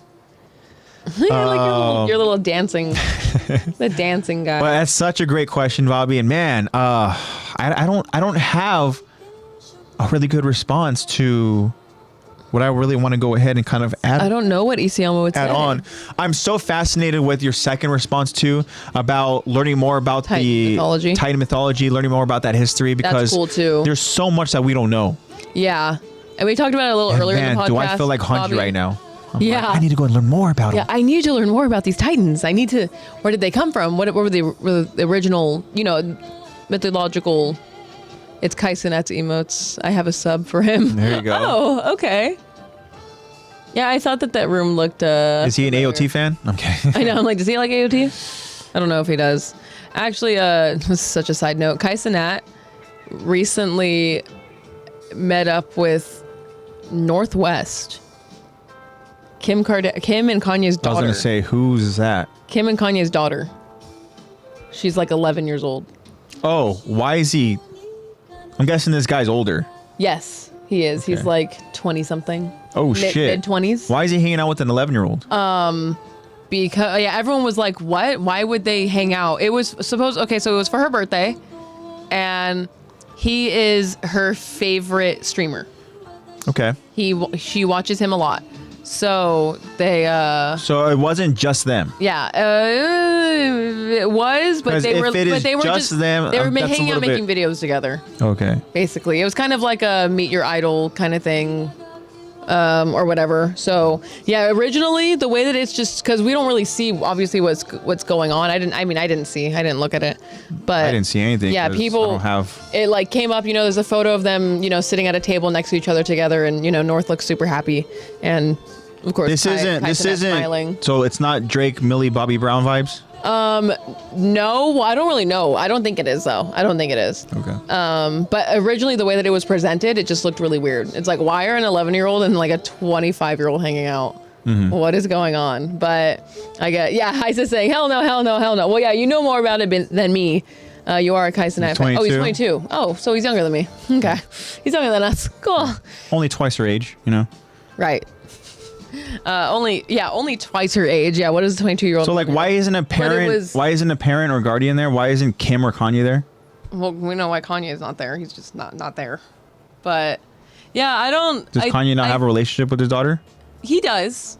Okay. Oh yeah, Kim was Oh, there. Kim was there? Okay, that's better. So Yeah, now we're getting more good. information I there. didn't know that. Okay, Good. now we're Okay, getting good. more info. I just know, that's all I know about Kaisen out recently, is just that I saw a little quick clip of him talking about it. He was like, yeah, apparently I'm Northwest's favorite streamer. Like, isn't that crazy? Like, this is like the most famous child in the world. Like, Northwest, like, is like, I'm her favorite streamer. So then for her 11th birthday, I came down and I hung out with her and I'm assuming, because I have seen Kaisen when he's on stream, he's acting like an idiot, but I have seen him some glimpses of him in real life, and he seems like a pretty nice guy, actually. Cool. He seems kind of nice. Awesome. So nothing With creepy. all due respect to Kaisen, let's get to more interesting things. Yeah. Sorry. I started yapping. Let's go ahead and get on to another response. Yes. Oh my gosh. And thank you again, Bobby, for that. Appreciate it. More. Yeah, thank you, Bobby. Oh my gosh. Yeah. We could talk way longer about yours too, but inevitably I would want Isayama. Yeah, that's the most fascinating part about this. This is a question that Bobby would go ahead and ask. Yeah, to the creator. Isayama, and what he would say. I would love to watch like a 6-hour podcast of just Bobby interviewing Isayama. Ooh. Like Bobby and Josh. Bobby would have to do a lot of homework. Yeah, but that would be really, really good. And you'd have to learn Japanese. But anyways, thank you for that, Bobby. Next we have from Dejuan Caveman, who is our friend Eddie. Our friend Eddie. Eddie says he would ask Isayama, why is Aaron's temper so short? That's a good one, too. Yeah, probably because it gives him that motivation, I guess. Mm-hmm. He's more on a whim. My brother Eddie. Maybe so that he's more like on a whim with his decisions, so it progresses the story. I don't know. There has to be a story aspect of it. It could just be like I don't know. It's that's the character I wanted. Trait. I mean, Aaron has... I always go ahead and kind of answer it with a way where it's like what we already know about Aaron. Mm-hmm. And I can't help but think about, obviously we see early on, Aaron himself is influenced by future Aaron. Yeah. With those glimpses of the future. Yeah. Right? He keeps having those dreams. So, I wasn't crying. I know. Don't tell anyone else crying, okay? Right. I can say it wasn't annoying at times. On the other hand, Attack on Titan is my spirit animal. Beautiful. Yeah. Yeah. I can say same for us. I'm sure Attack on Titan literally is on our mind so often. Yeah, for sure. Yeah, I think Isayama would answer it more of a... Actually, I don't know if he would. But I think that, thinking about it, it'd be easy to answer it in like a story aspect of like, oh, this is just the personality trait. I think that that would really work to help progress the story, and it's easier to follow as a main character, da-da-da. But thinking about it more as like the character, Aaron. Why is his temper so short? And it's probably because he grew up with like God, Mom, I just want to explore, and don't you know that we're just fodder in these walls? And he's just very opinionated. I literally want to be a scout so bad. You don't understand. Why won't Dad let me see a stupid cellar? Literally. Yeah, he's just this. You're my best friendo. That's cute, Jacob. But besto friendo. You're my besto friendo. Love it. Yeah, I think that Aaron's temper's so short because he is just naturally very opinionated. That's a good one. Yeah, I think that's a good response too. Especially about he's being very set in his ways. So the moment that there is any kind of pushback, he gets very annoyed. Yeah, because he's just very hard-headed, and those are his personality traits. He's just super hard-headed, super opinionated. He gets that from his father. Yeah. Yes. How strong he feels about his ideals. Literally gets that from his father. Gets it from his dad, for sure. Yeah, and he probably got it from his dad too. Yeah, probably a chain of events. It's just a Jaeger thing. No, Aaron traumatized his dad, and his dad gave it to Aaron, and then Yeah, and then Aaron, Historia, good luck with your baby. Yeah, Historia, dude. It's gonna be one hard-headed baby. Good luck. Don't know how you pushed out a baby with such a big head. Farmers. Yeah. Bobby, since you're here with us, Bobby, I want to ask you, my friend. Do you think the farmer is actually the father?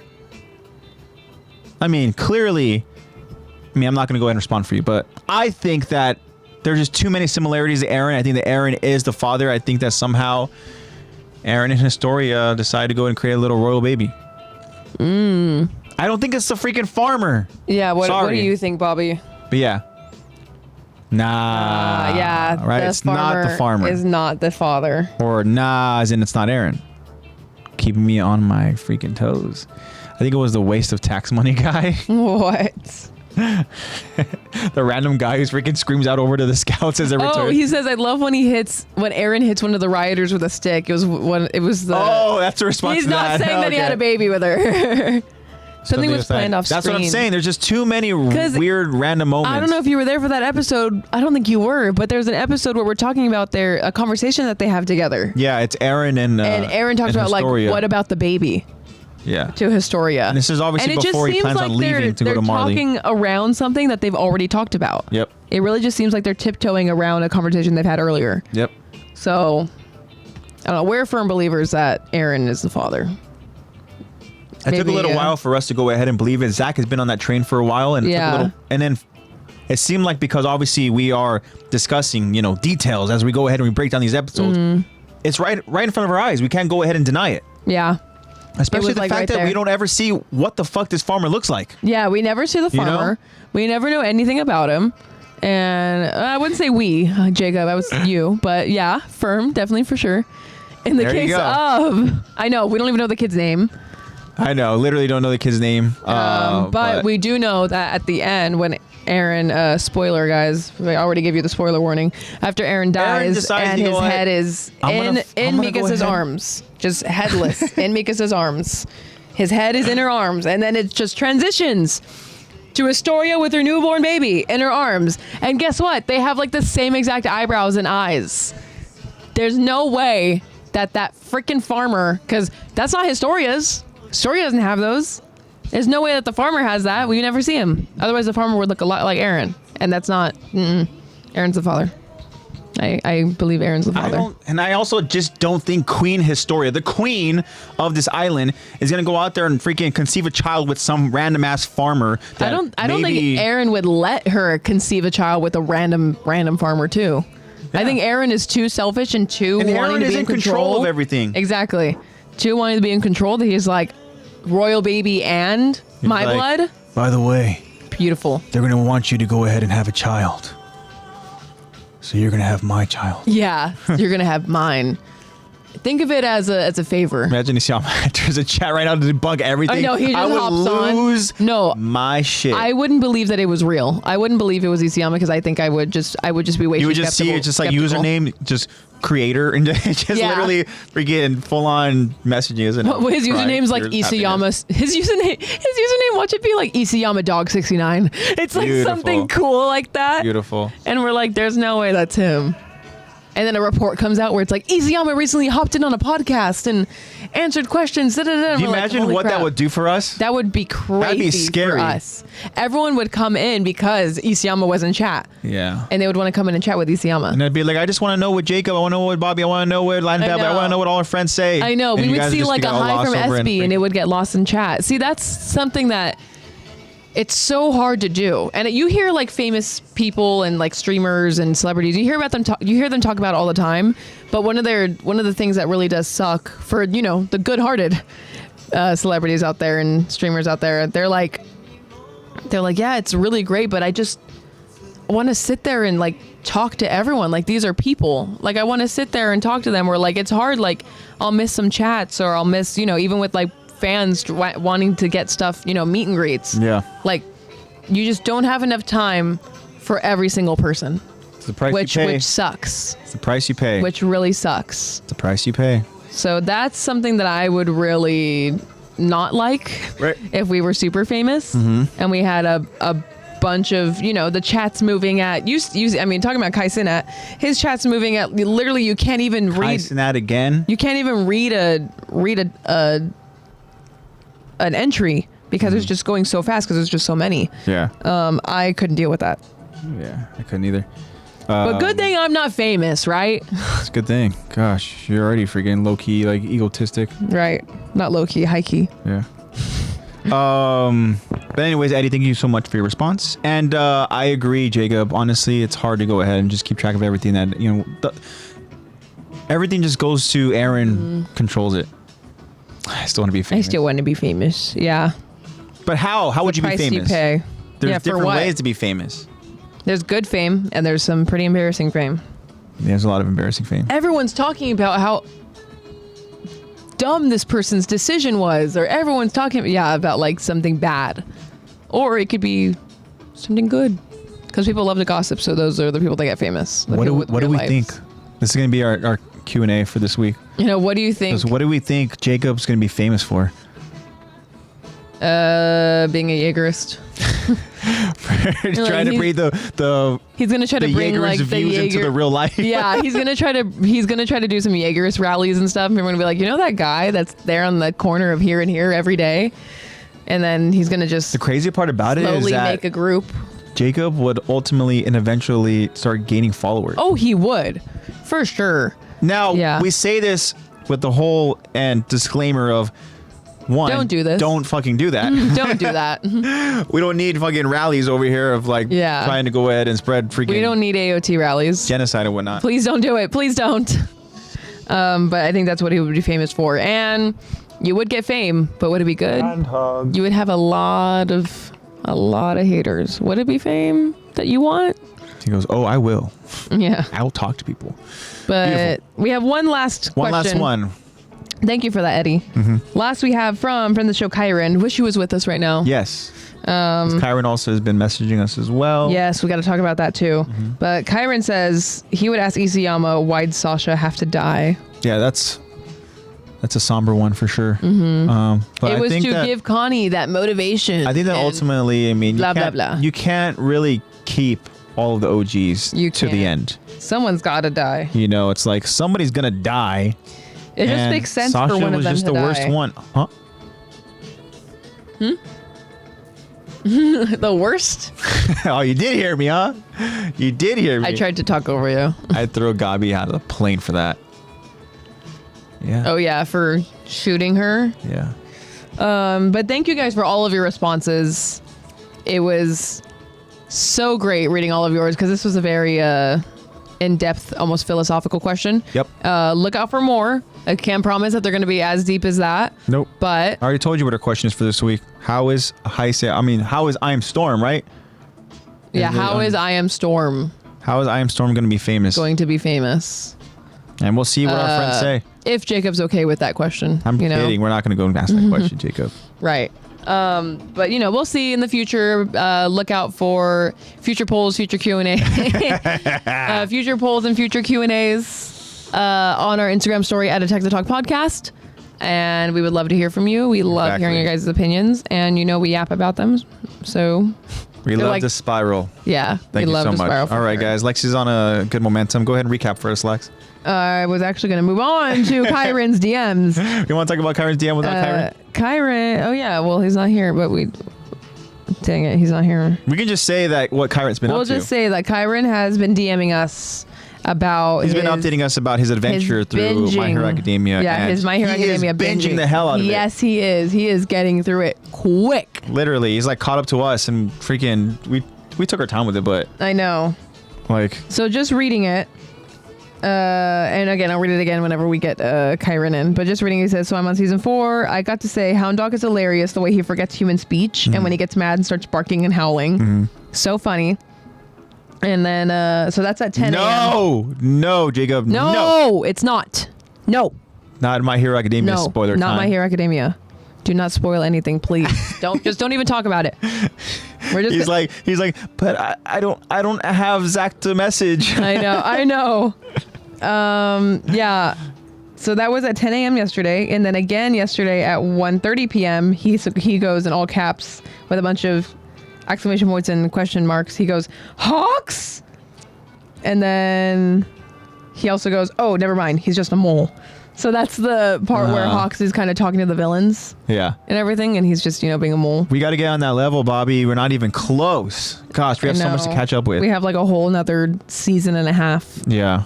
And then today at 11 a.m. he says, OMG, sorry to keep talking about MHA, but no way Deku can use Pass 1 for all users quirks. And this is, if for anybody that doesn't know any of this, we apologize. Oh yeah, sorry for anyone that's getting spoiled. We apologize. Right now. Oh crap. After we were like, no spoilers, we meant for us. But he says, will he be able to turn into a super Deku because of All Might's quirk, letting him get bigger and stronger?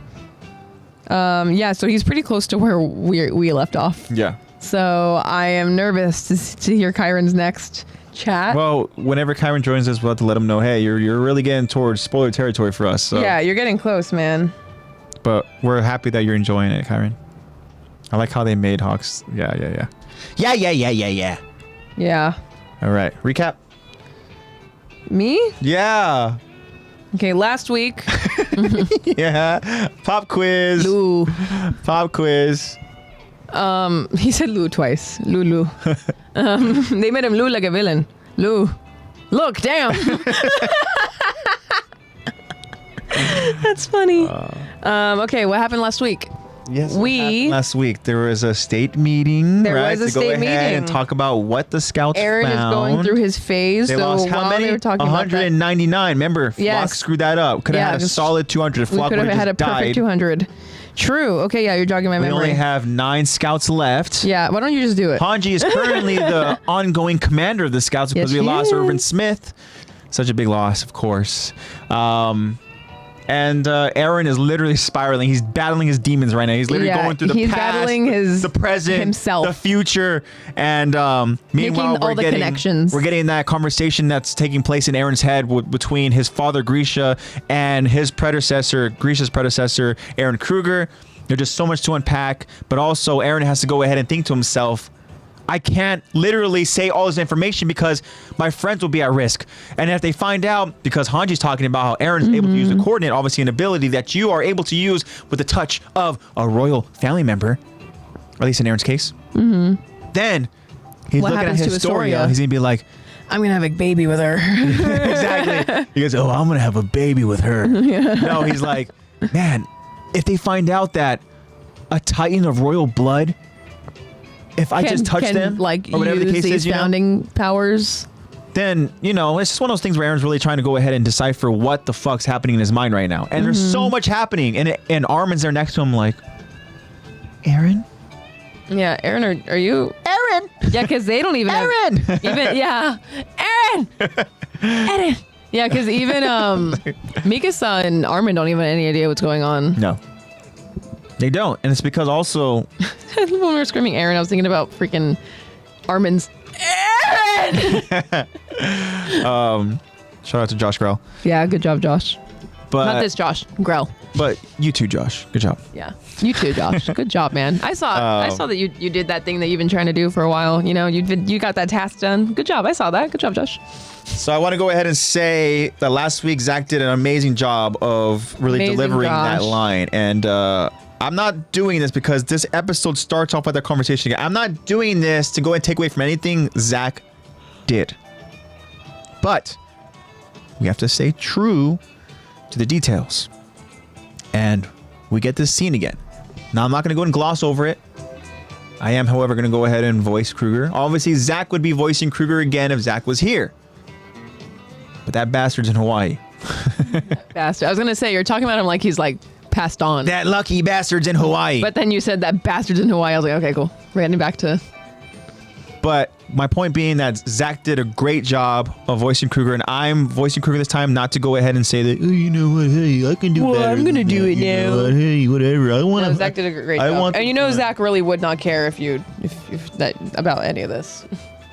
And so, He wouldn't take any of it yeah. personal. And then the same thing would happen with you too. I'd be like, I'm voicing Ymir's love letter. Hanji. Oh. If you weren't here and we had to go ahead and talk about it again. Oh yeah. That's what I'm saying. My point being that if it's in the episode, we have to talk about be it. here. I would You're come like- in. I would send a voice message of me doing it You're so like, that you would have I'm to play always here. it. Yeah, I live here, so Yeah. All right. But read like that in that quote voice. yeah.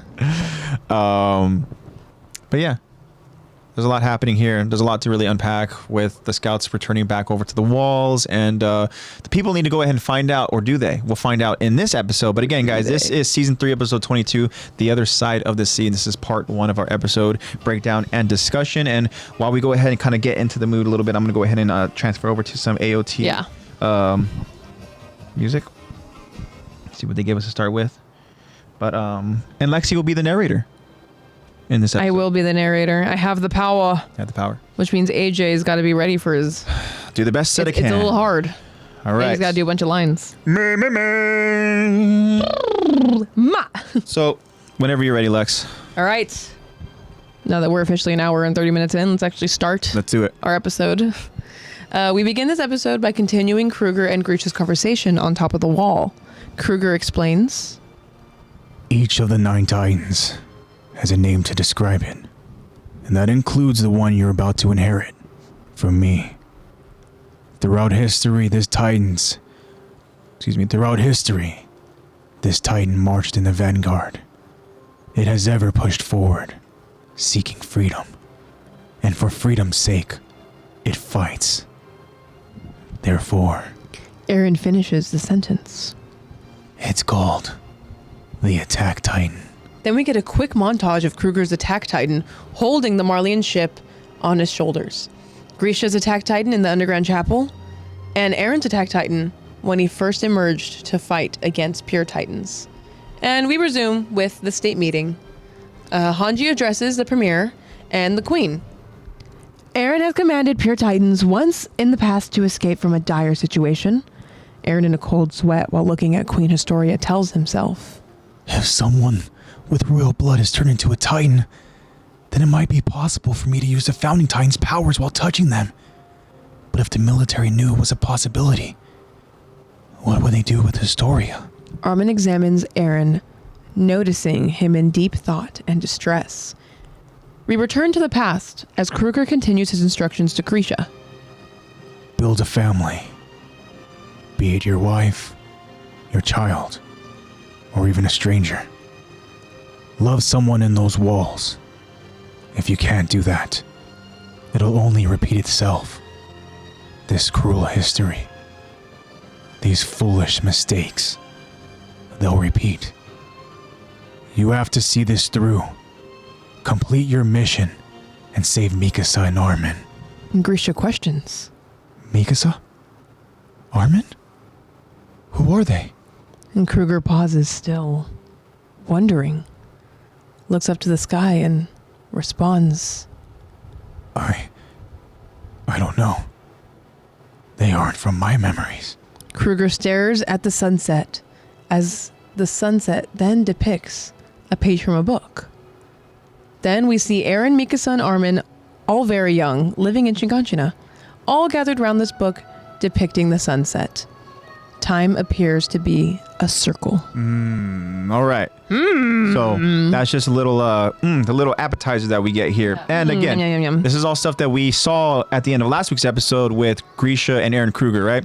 So Grisha has this new mission. Kruger's telling him that he needs to go ahead and go into the walls. He needs to go ahead and claim the Founding Titan. And it's all stuff that Grisha's very hesitant at. I mean, Grisha has just literally witnessed his his wife. whole life is suddenly changing because now it's like that wife you just saw get transformed. Forget about her. Literally, you need to go have a child with someone else. Build a family. And love blah, blah, blah. someone else now. Exactly. You have to. Otherwise, things will only repeat themselves. Exactly. So I want to go and talk about this sequence that I briefly kind of mentioned, and that is when Aaron finishes Kruger's sentence. Aaron Kruger, but talking about Aaron Yeager, we see Aaron again. As he's kind of like just like in this weird like state of mind where he's like slouched, leaning against the wall over in his cell. And he has this look of almost like, what would you say that look is? Almost like he's not even there. He's just so in his head that he doesn't even realize what he's looking at. He's not seeing. He's just all in here. Yeah. I think is what's happening. And the moment he says it's called the AttackOnTitan, that's when we get those little quick stills. The still of Kruger. What we know of as Marleyan. the AttackOnTitan. Exactly. Where we saw him literally lifting up that Marleyan ship, placing it over his shoulder, right? Using his kind of signature move, right? That Kruger signature move. Gah! You know. And we see that still. And then we see Grisha in his AttackOnTitan form. Have we seen Grisha's Titan up until this point?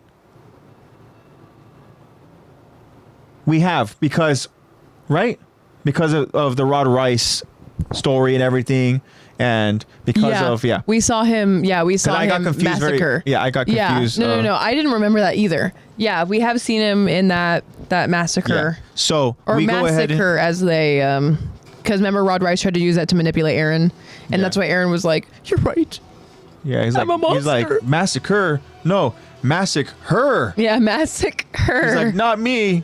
Right. I'm just the dad who is not a Titan. Yeah. Let me live. Kill all of my children. Right. Yeah. He's like, please, just kill all of my kids. No, Yeah, let me but not live. me. Not me. Even my wife, kill her. But he was trying to use that to manipulate Aaron to be like, look how horrible your father is. Yeah. And I know, and it exactly. kind of worked. Well, yeah. But then we go ahead and we see that still of Grisha in his Attack Titan form as he is prepared to go ahead and fulfill that massacre. But then we get Eren when really the first time we see Eren in that Titan form. And that is when the scouts that we know, when they're doing that mission, right? Mm-hmm. They look up and they notice this new Titan that they're very confused about. But they're surprised to see that this Titan is like going after other Titans. Yeah. And Like it has some kind of intelligence or motivation behind it. I can't specifically say because I don't remember exactly when the scene was, but I want to say it is when Eren is standing almost like in front of / kind of over Mikasa when that Titan is kind of got her trapped over in that kind of alleyway. Because you remember there's that moment, I think, when Mikasa goes out there and sees that Titan on one end and other kind of pure or abnormal Titan on the other. Yeah. And she thinks she's dead. But then Eren's Titan goes after the pure Titan. And then Mikasa looks up and she sees that Titan standing there. Right? Almost like protecting her. Like, yeah, and like a protective So stance. I want to say that is what the scene is. But either way, so cool that we're able to go ahead and really pay homage here to these Titans. Yeah, to And these Attack Titans. that's why I want to know more. I want to go and see what were the other predecessors. Yeah, because these are the How only three cool we were see. they? And we see how cool these three are.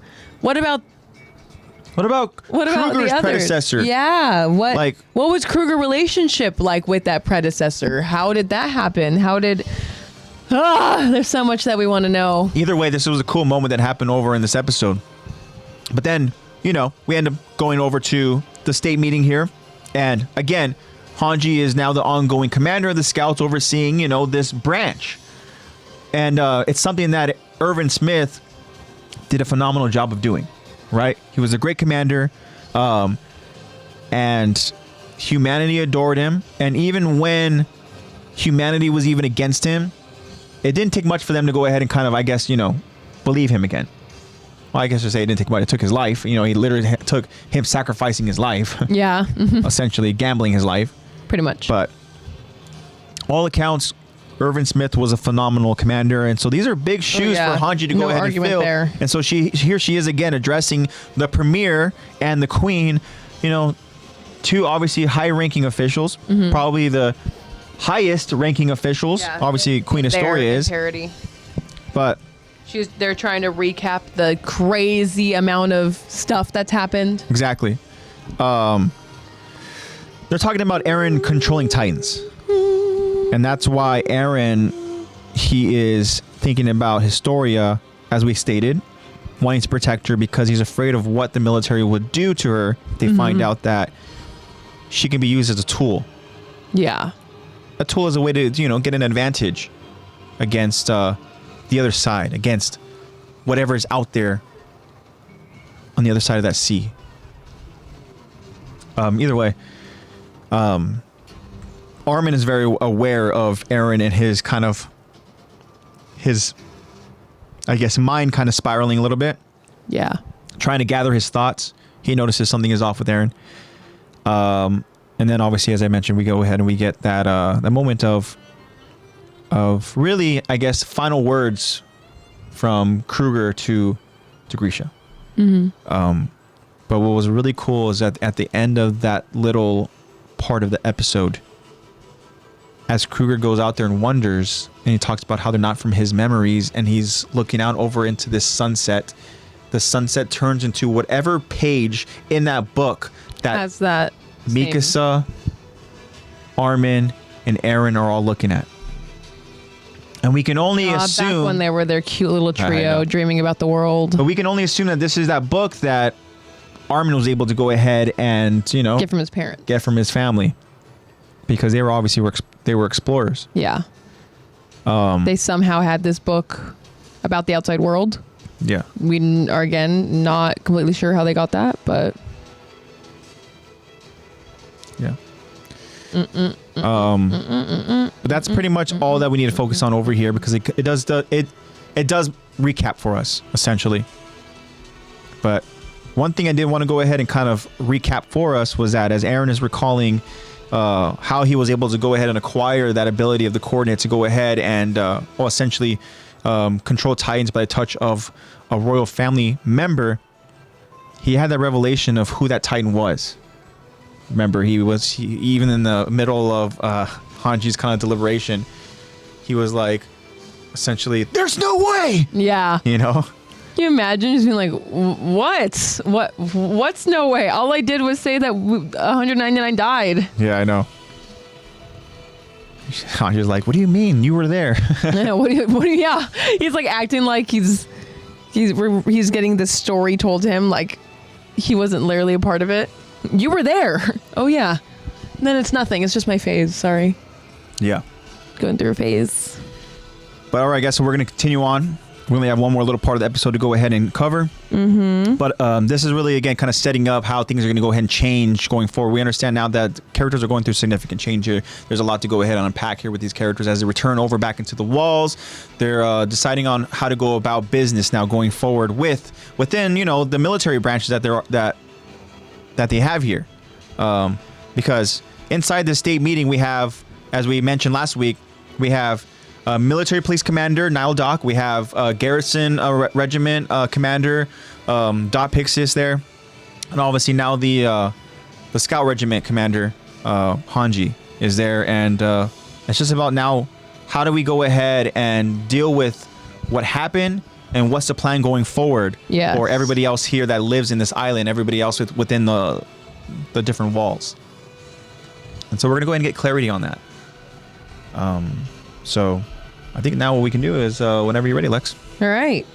So we continue the state meeting as one of the brass from section 59C responds to Hanji's statement. Our foe is the world.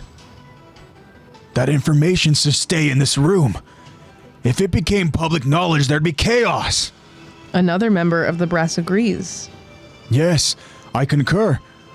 Regrettably, we can't let this get out till we fully grasp the situation. However, Commander Pixis disagrees. Shall we deceive the people once more? That's what you're suggesting, right?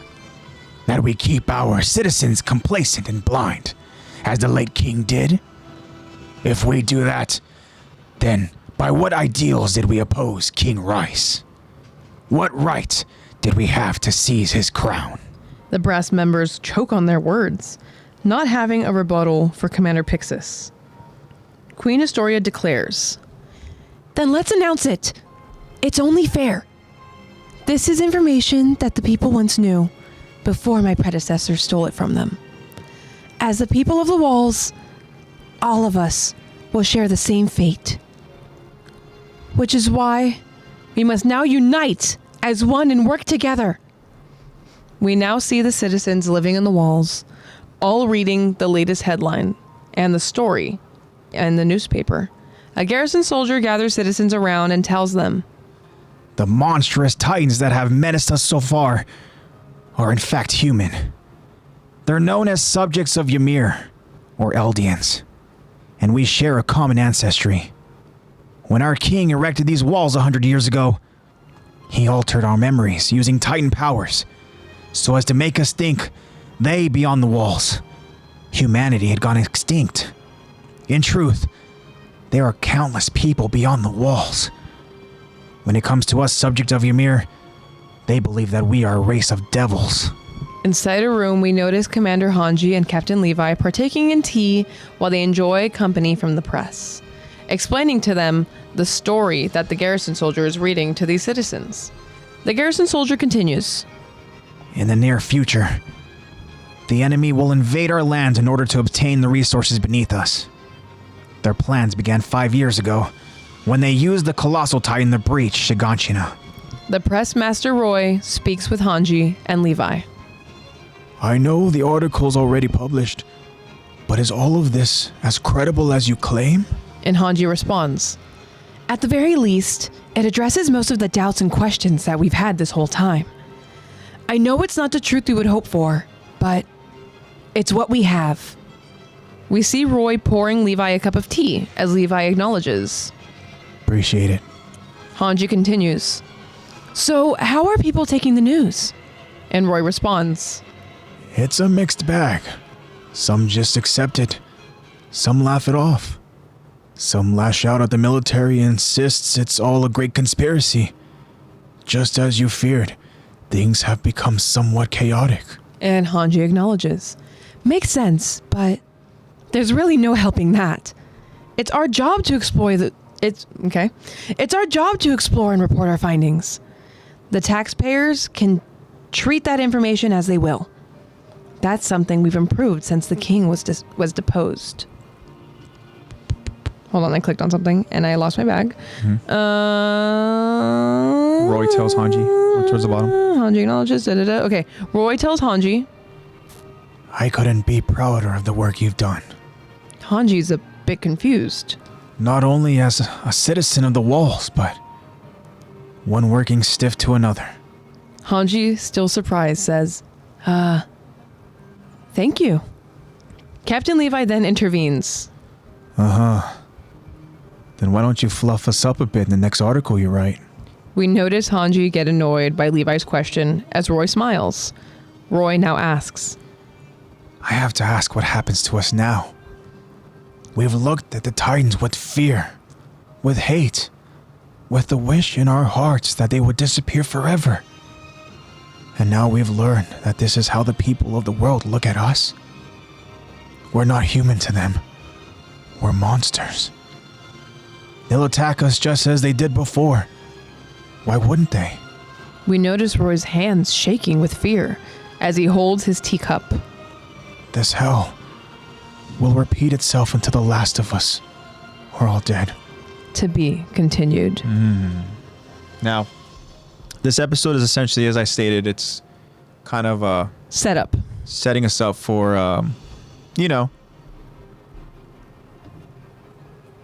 I guess I should say this is a setup for the people here living inside the walls to understand how they're all being perceived. For us, we're explaining it because it's important, obviously. But I guess it's not the high stakes action that we're so used to. Yeah. Either way, though, Roy sure is proud of Hanji. Yeah, he is. Is this his way of trying to butter up to the new commander? Right, yeah. He's like, wow, you've really, you've grown and progressed and da-da-da-da, and now we're working together and da-da-da. And she's like...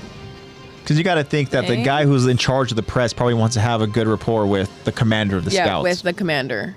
So that he can get future intel. Which is why even Levi kind of goes out there and calls out his bullshit. He's like, us up? Oh, right. If you're so proud, how about you go ahead and you fluff us up in your next article? Yeah, stop making us out to be just solely these lawmakers or whatever. Yeah, exactly. So essentially, people are finding out, over in the meeting, they're finding out the reality that there are people outside of this island, right? Because this is all information that they had lost in their minds because the founding Titan removed... Yeah, wiped it all.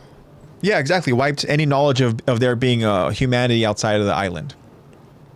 And so now that they're finding out that this is true, and they're finding out that the people outside of that island hate them, that's a lot to go ahead and really take in. Hey, our enemies are people. So now it's for them, they're going to really have to prepare and take drastic measures for a potential... public.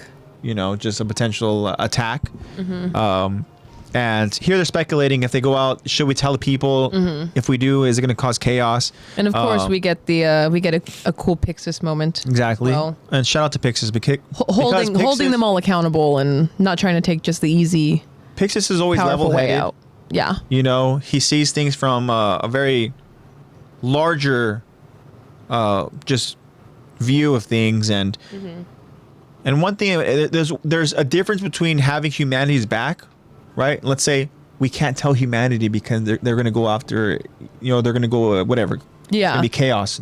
So we're looking out for him. No. Yeah, whether it's safety for them, but it was more of just a chaos for Well, how do you think that these members of Brass, whatever, I think that 59C, do you think that they were doing it out of protection for the people or protection for themselves? I think more so is that because they realize if the people really kind of get out of hand, then that means that they're gonna have to go ahead. There's a lot more work. They got to go control them. Yeah.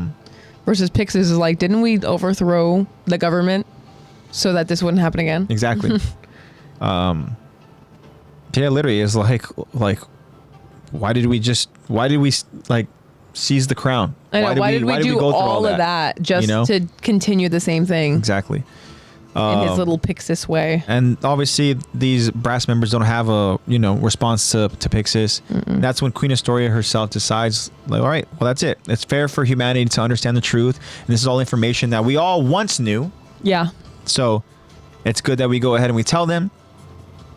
And she says we must now unite as one and work together. Now this is foreshadowing, because we understand that as we get to the culmination of once the rumbling and everything that happens is over and done with, Historia, she ends up essentially combining all of the branches. Yes. Into one unit who works together. Yeah. And so this is kind of like, in my eyes, I went ahead and I saw this and I was like, so this has always been a plan. The ideal behind it, and it was fully getting implemented. Yeah. In the future, what we see, a little foreshadowing. And then we go ahead and we see people finding out from, garrison soldiers out in the streets, giving out the information. Yeah, explaining it. Reading to them and stuff, and yeah, I mean, this has to be a lot for them to take in, because depending on where you are over in the walls, one, you're either in a nice kind of, protective little kind of, cozy life. Yeah. Away from all the action. This is all information that you don't want to hear. No. Right? You don't want to hear, wait, so you mean that there's potential threats who don't live on this island who are going to try to go ahead and take our homes? I don't like that. No. I don't like that. And then either panic or preparation for war, or like was listed here. It's a really big scope. It's a mixed bag. Exactly, what they said, as Roy was saying. Of people either being like, what a bunch of bull. I don't believe this. Or people just brushing it off. It's all just conspiracy theories. Yeah. Or people panicking because of it, or people, all the different responses for different people. Exactly. Which you can't control. You can't control the way a mass group of people are going to react to your news. Yeah, how they're going to take in the information and stuff, you can't really control how people take in information. Yeah, that's a good that's a good way of saying it. Yeah. But even Roy himself is even kind of having doubts, because he even asked Hanji, is like, hey, so this is already published, but I mean, is it credible information? Honestly, is this real information, or is this stuff where we're kind of just like, because you got to think that the press, if anybody, Roy's going to go ahead and kind of understand that the government goes and they force certain kind of views. Yeah, question the reliability of it. And so it's like, is this a real thing, or is this another way of just the government trying to go ahead and kind of whatever the case is, whatever the agenda is? Or even if it is like, oh yeah, they got it from a book. Where was that book from? Yeah. What do you mean you got it from a book? Exactly. You just found it in a cellar? You're sure that's not just someone's conspiracy? Exactly. No, it was Grisha. He wrote it for me. That'd be Aaron. But Hanji says to me, hey, look, it addresses most of the doubts and questions that we've had. Right? He says, I know it's not the truth we hope for, but it is what it is. Yeah. Right? And then as we talked about how people are taking the news, and so this is just the reality now that the people have to go ahead and deal with. And so, Hanji's doing whatever she can to go ahead and make preparations. Yeah. Right? For the people and also for the scouts. While also being in this new authority of commander. Yeah. Probably having way more responsibility in doing all this. So, she's putting in the work. And Roy gives a little kind of heartfelt, I guess, a moment of just being vulnerable. Heartfelt to him, but a little strange to maybe Levi and Hanji. Yeah. But Roy's afraid. You can tell he's afraid of conflict, I mean, he's just a guy who does the press. He does the newspaper. Yeah. And, he's an older guy, so I'm sure he's been doing this for a while. But the moment he finds out that, like he says here, like, you're telling me that we are, like, not human to them, that we're monsters in their eyes, and they're just going to attack us just like they did in the past. Yeah.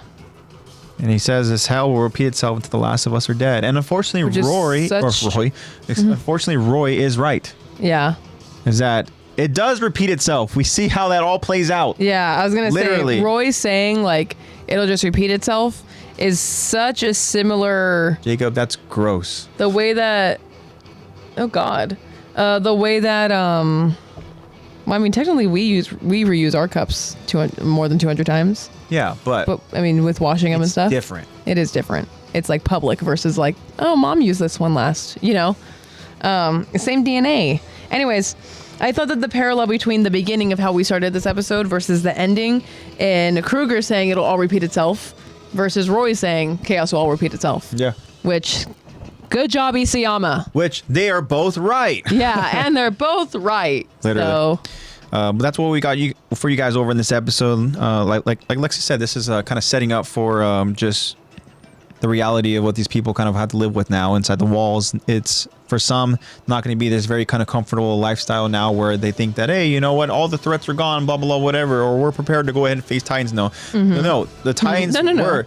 The Titans were the threat. Now it's people. We understand that. It developed from Titans to people within the walls. Now it's going to be a whole lot of people outside the walls. Yeah. So guys better be ready.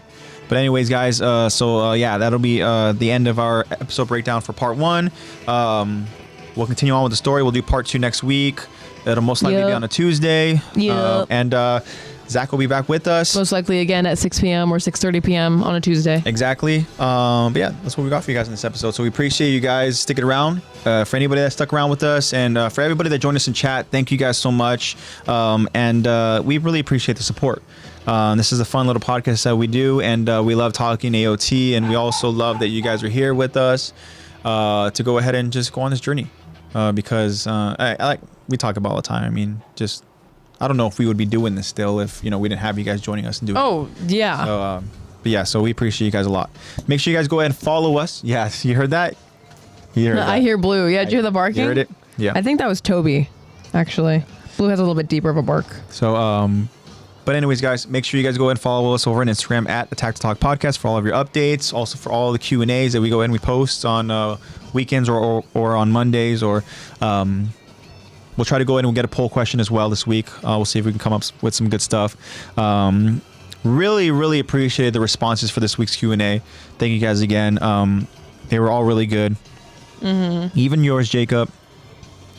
But yeah, thank you guys so much. And make sure you guys go and follow us over on Instagram. Check out the link tree for all of you guys. I guess to go ahead and see where we're available at. If you guys want to go ahead and watch us over on Spotify or YouTube or however you go ahead and get your content, or if you just go ahead and tune in live with us, make sure you follow us over on Twitch, all that good stuff. And like I said, however you go ahead and support us, it's all just greatly appreciated. Shout out to Nate. Nate goes out there and takes the time to go ahead and get these episodes available for us whenever they're published. Yep. And Yep. yeah. Shout out to Nate. Thank you, Nate. All right, guys. So, but can you use better photos of me for the thumbnail, please? It's honestly maybe it gets us more clicks. Maybe it's funny. Yeah, maybe. But thank you, Nate. Jacob right here in chat says code Lex, and that is exactly right, Jacob. So in that link tree, there is a link. It says Fandomion. You click that link, it'll take you to its online store. Yeah. Where you guys can go ahead and browse and search through all the many different things they have available there. A lot of anime stuff, a lot of stuff that is not anime, a lot of stuff that is just, kind of like, different kind of clothing wear and stuff, whether you're whatever your style is. All kinds of pop culture stuff and different genres of different stuff. And just go take a look at it and see what you like. I said it last week too. For anybody that's planning to go ahead and watch Deadpool, if you're looking for some Deadpool and Wolverine merch, hey, check out Fandomion. Just saying. And if you guys find something you like, use that promo code LEX. That is code LEX for 10% off your guys' purchase order. Yep. And 10% off. If you guys use it, you guys are helping out Lex as well. Yes, help me help you. Exactly. All right, guys. That's all I got for you guys. I love you guys so much. Thank you again for sticking around with us. And for anybody that is watching us at a later time, you guys are amazing. I hope that you guys have a great week. And I hope that you guys are all doing well. Stay safe. Spread that love and positivity. I love you guys. Signing off. I'll see you guys soon. All right. That's all I got for you guys. Go ahead, Lex. Just same thing as always, guys. Be safe. Take care of yourselves. It could be really scary out there. Just remember your value. Remember your worth. Take a little page out of Jacob's book. You are enough. You love yourself. And just remember that. And go on walks. Going on walks is so underrated. Going on walks is so nice. It's good for you. Good for your mind. Good for your body. Good for your dog. Other than that, stay safe, guys. I love you. I love you all. Love it. Great advice. Hope to see you all next week.